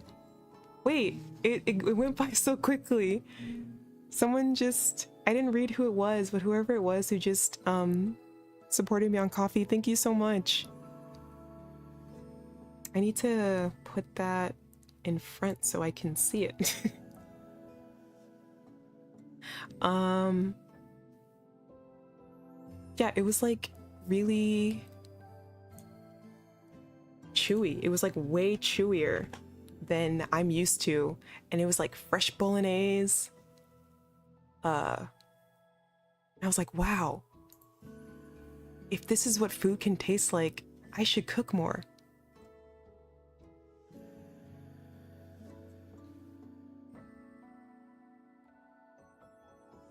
Yes, a Hololive fan, thank you so much for supporting me on coffee. I really appreciate it. Congrats on the coffee donation. That kind of surprised me. I don't usually like, I forgot that, I don't know, I forgot it was there, but thank you. I've been cooking some chicken and rice, eggs, pasta and pasta sauces, pancakes, apple pies, and more. Holy cow, you're in a cooking arc, aren't you? That's really cool. Have you been taking pictures? Are there any favorites that you've had lately? Because when I was over at my brother's place, it was just it was a really simple recipe, but I was like, man, even just changing up the ingredients a little bit can really completely change the experience of something that I eat all the time. I should do this more. We also were having mixed drinks. I am thinking, speaking of content that will probably not be more suitable for kids, but I do want to try. Would anyone be interested in having kind of like a mixed drink stream with my brother? Because he does them. It's really as like a hobby. I've posted some of them online, and they're really very aesthetically pleasing to look at. And I kind of want to bring him here and do that and just chat with him a little bit. I feel like it'd be fun. Hee. Oh yeah, that reminds me, Coffee doesn't accept my payment methods. Maybe add other ways to support you for those who want. Oh, I didn't know that. Wait, yeah. Does Stream Elements work? First of all, thank you for even saying that. I really appreciate that. I will look into it. That seems like I'd be interested in a drink stream. Yeah, I'm not a drinker at all, but the variety and styles of beverages and how people take them is pretty interesting. Um, I feel like maybe it could be a mix. It could be some drinks that are alcoholic and some that are not. Honestly, sometimes we just kick back sipping mocktails too. That's also really fun. For a while, we have a family member who also doesn't drink, so sometimes he'll make us what is it? Some drinks that are alcoholic, and then he'll make just some really fun, cute, like aesthetic ones that don't have any alcohol at all. I think I just did that twice. You know, wait, let me write that down though. If I don't write it down, I will forget about it in the same way that I didn't prioritize looking up Little Goody Two Shoes content to talk about today. Okay,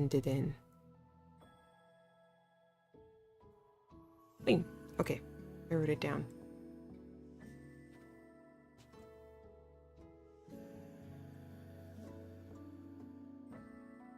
And then other thing.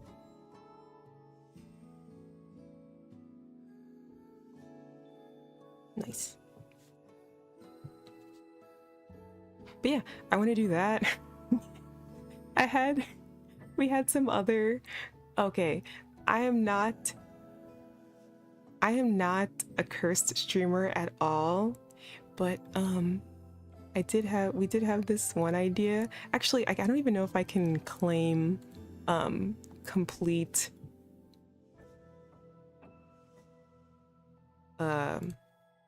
credit for this, but there was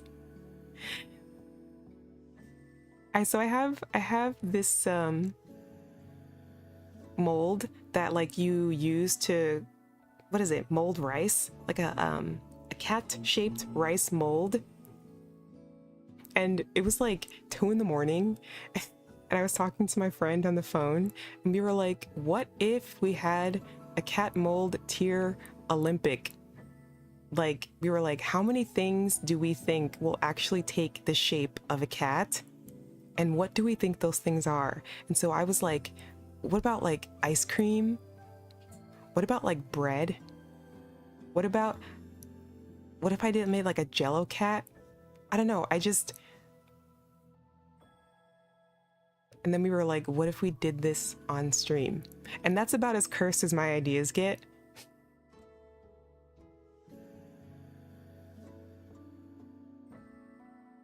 Yeah, I don't know. Just things like that. If you like, there are some non-alcoholic drinks I saw on Twitter, but I forgot what post. If I find any, I'll let you know. Let us know. I think I have about like 1 or 2 mixed drinks that I can make, and one of them is, wait, what was it called? A dark and stormy. That is, oh god, Jay has said rice again. Rice. It's like bow wow, rice. Rice. If not walk, it's like the word ball. You're rice, and Jay's like, huh? What? Who said that? Someone said rice. I think for me, I don't know what thing would it be that would get me quote unquote barking.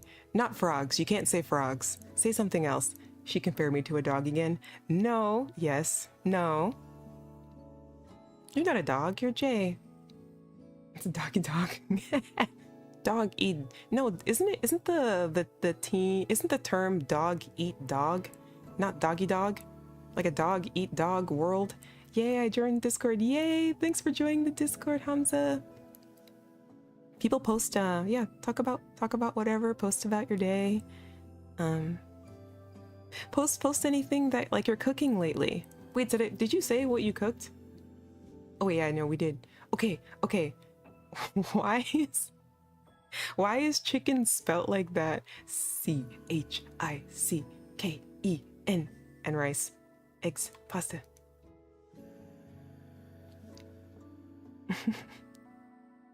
You have to say you can't. I said it already. You can't say frogs. Can't say frogs. Bone apple. Oh, it was a joke. Oh no, I missed it. My bad. Bone apple tea. Bone apple teeth. Now I can haunt y'all indefinitely. We're gonna be like, oh no, it's the miner. Everyone run. Hide, hide your booba posts. No Toscaru's here.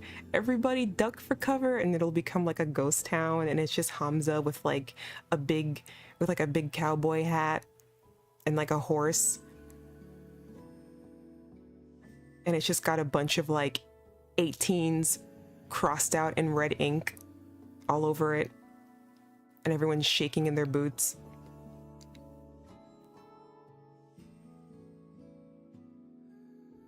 But yeah, I don't drink anymore, but I remember a cool beer cocktails called Dark Side of the Moon that looked like a lava lamp because 2 beers had different densities. Wait, I'm writing that down right now. That is really cool. Hold on. That is so cool.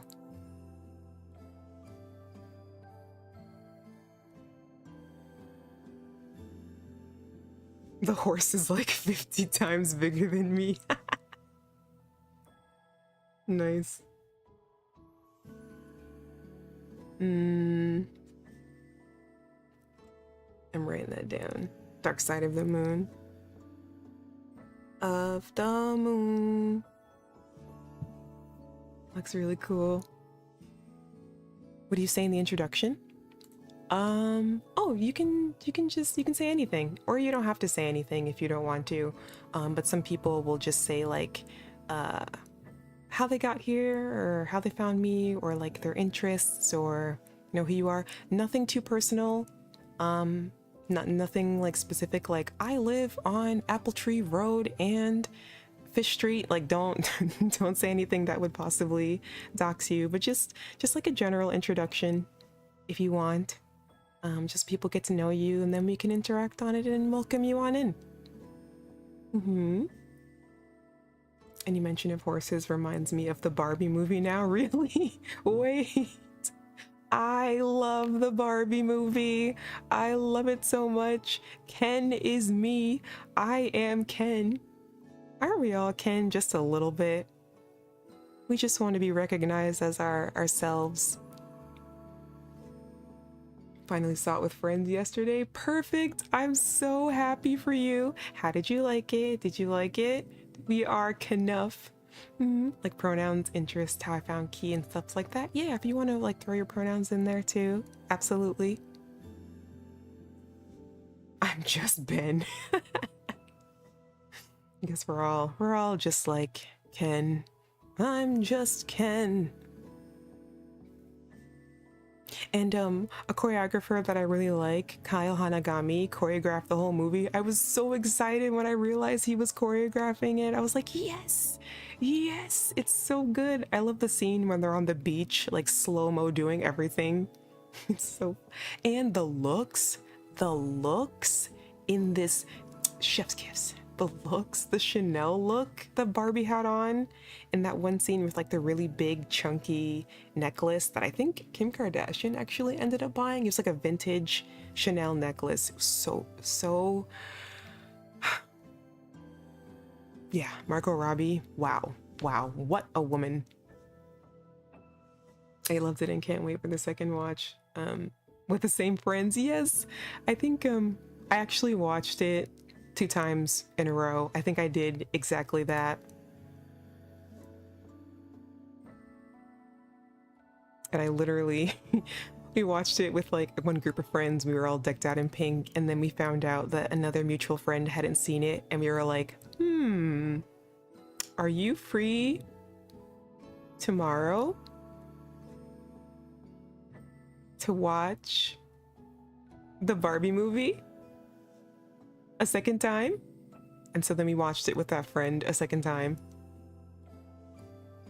I stubbed my toe on my PC. Oh no.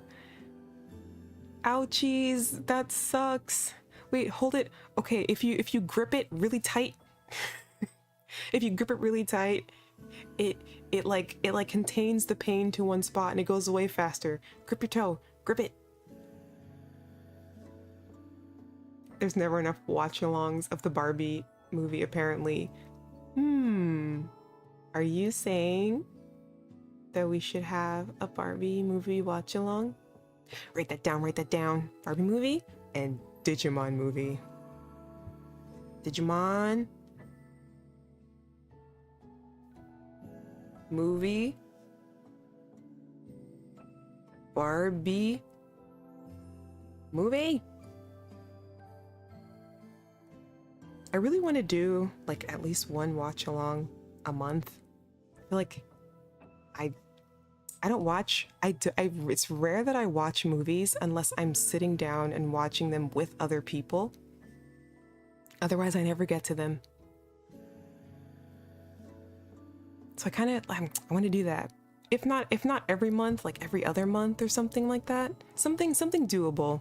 Something low commitment and chill. Let's do it. Let's do it. I would absolutely be up for that. Yes. Nice.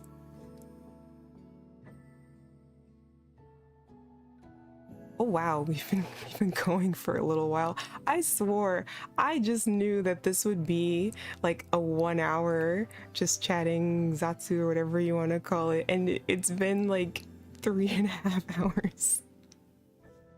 Time flies when you're having fun and talking about things you really care about, like safe spaces for kids and communal parental raising and Charles Entertainment Cheese lore.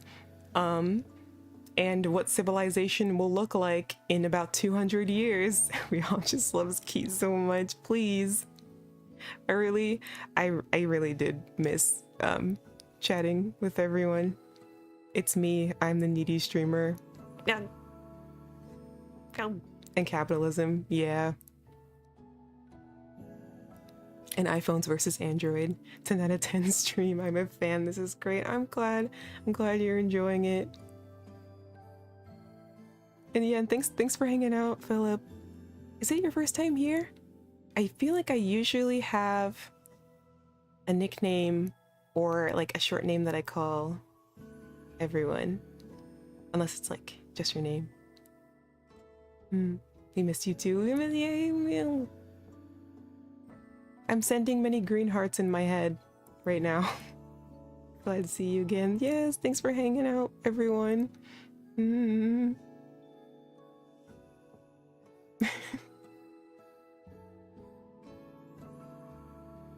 Spread the word.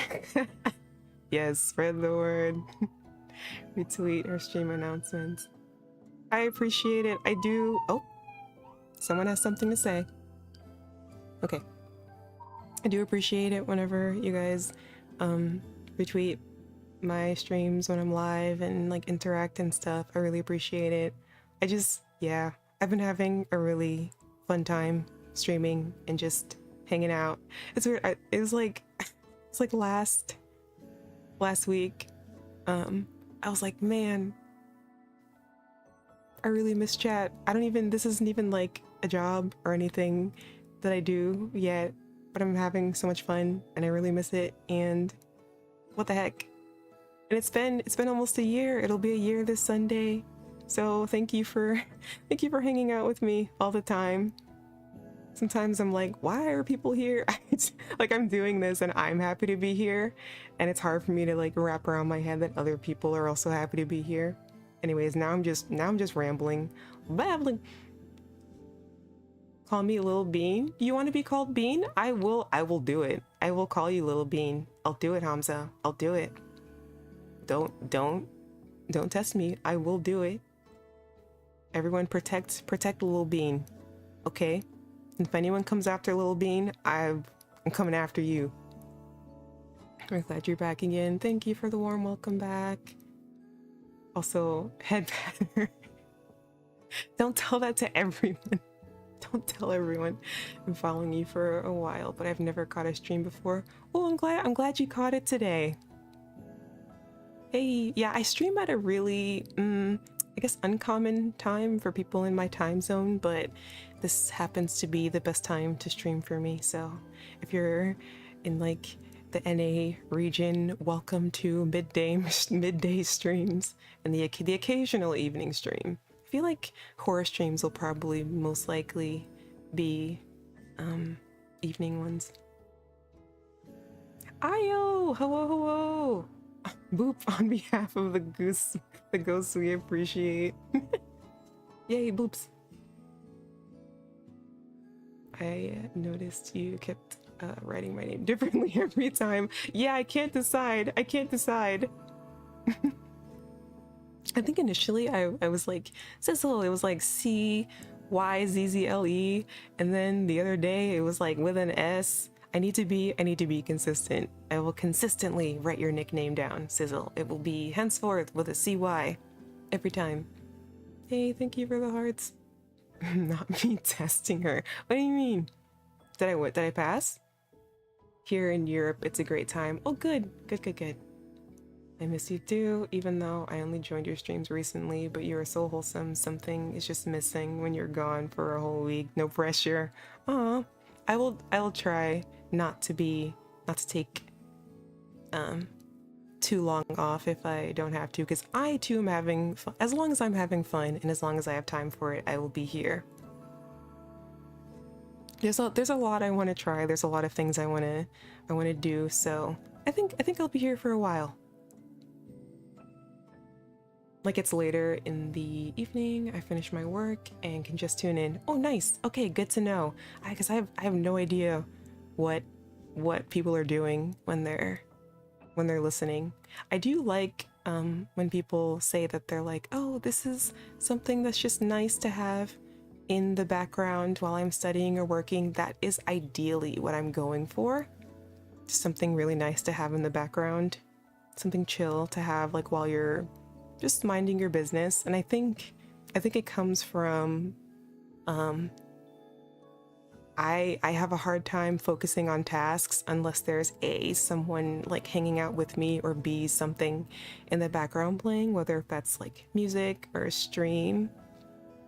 And sometimes streams with like a lot of excitement or like yelling isn't really ideal for that. So I think I kind of would like to be that for other people if possible. Like what is it, like body doubling, or what do they call it? Something like that, right? So glad you stream at this time, otherwise I wouldn't be able to watch you. Yeah, I noticed there aren't a lot of streams at this time that are kind of like in this space, so time flies when you're having fun. Don't really same. Any chance you're from Germany? Yes, but on that note, it is getting to the point where I do have to head out. So we will probably take a pause here. But thank you everyone for hanging out with me. It was really good to catch up and chat with you guys for 3.5 hours. We had some nice discussions in chat, which again I do encourage. I don't mind if there's like multiple things happening. I really don't mind, as long as people are being respectful to each other. It's totally fine with me. And let this kind of be I would like for it to be a virtual third space for people to just kind of hang out and chill. You don't always have to be 100% tuned into what I'm doing. You can kind of just hang out with each other. So that is what I want it to be. And if it's any part of that, then I'm happy. Yeah.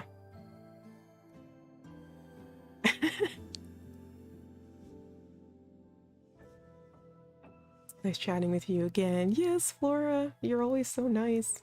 It's been fun. KiANNa. Love you, Ki. Get some rest. Yes, you too. Please feel better, little bean. I know you. And you stubbed your toe earlier.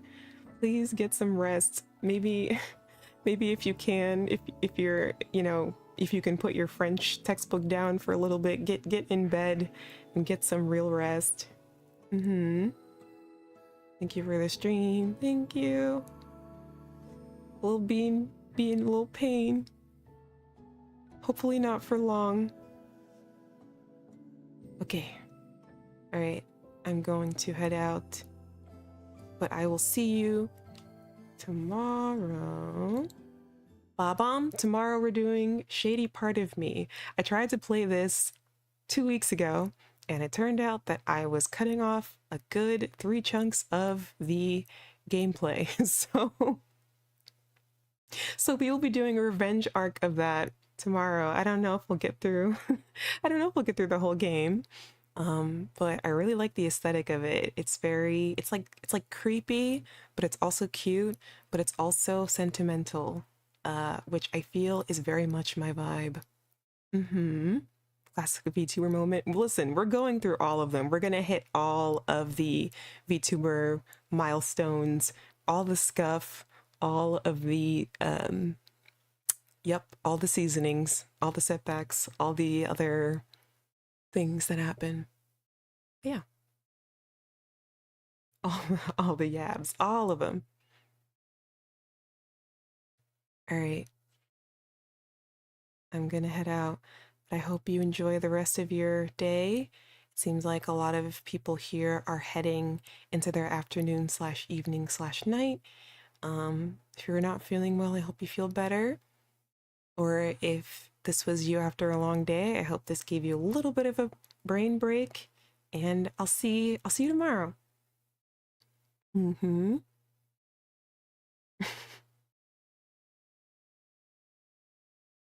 Otsukiana. Otsukiana. Bye. Of course, is there a story why the color is green? Green, I think, has become, you can't see it on screen now, but it's become one of, I think, an image color for me. Because I have a green heart on Twitter. So my icon was green. And I also I like frogs. Not as much as I think people think I do, but I do like them. So um, I think that's become an association with me. Have a great day, Key, and everyone else. We love you. See you tomorrow. Bye. Bye, bye, bye, bye, bye, bye, bye, bye.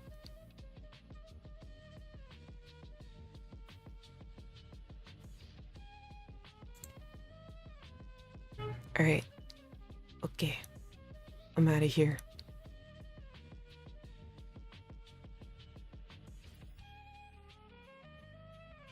Now, Pi, why would you show up at the very end? Pi Pi. Pi Pi. Pi Pi, hi. Wait, hang on. Okay, I'm gonna message you. Hold on. Okay. Okay.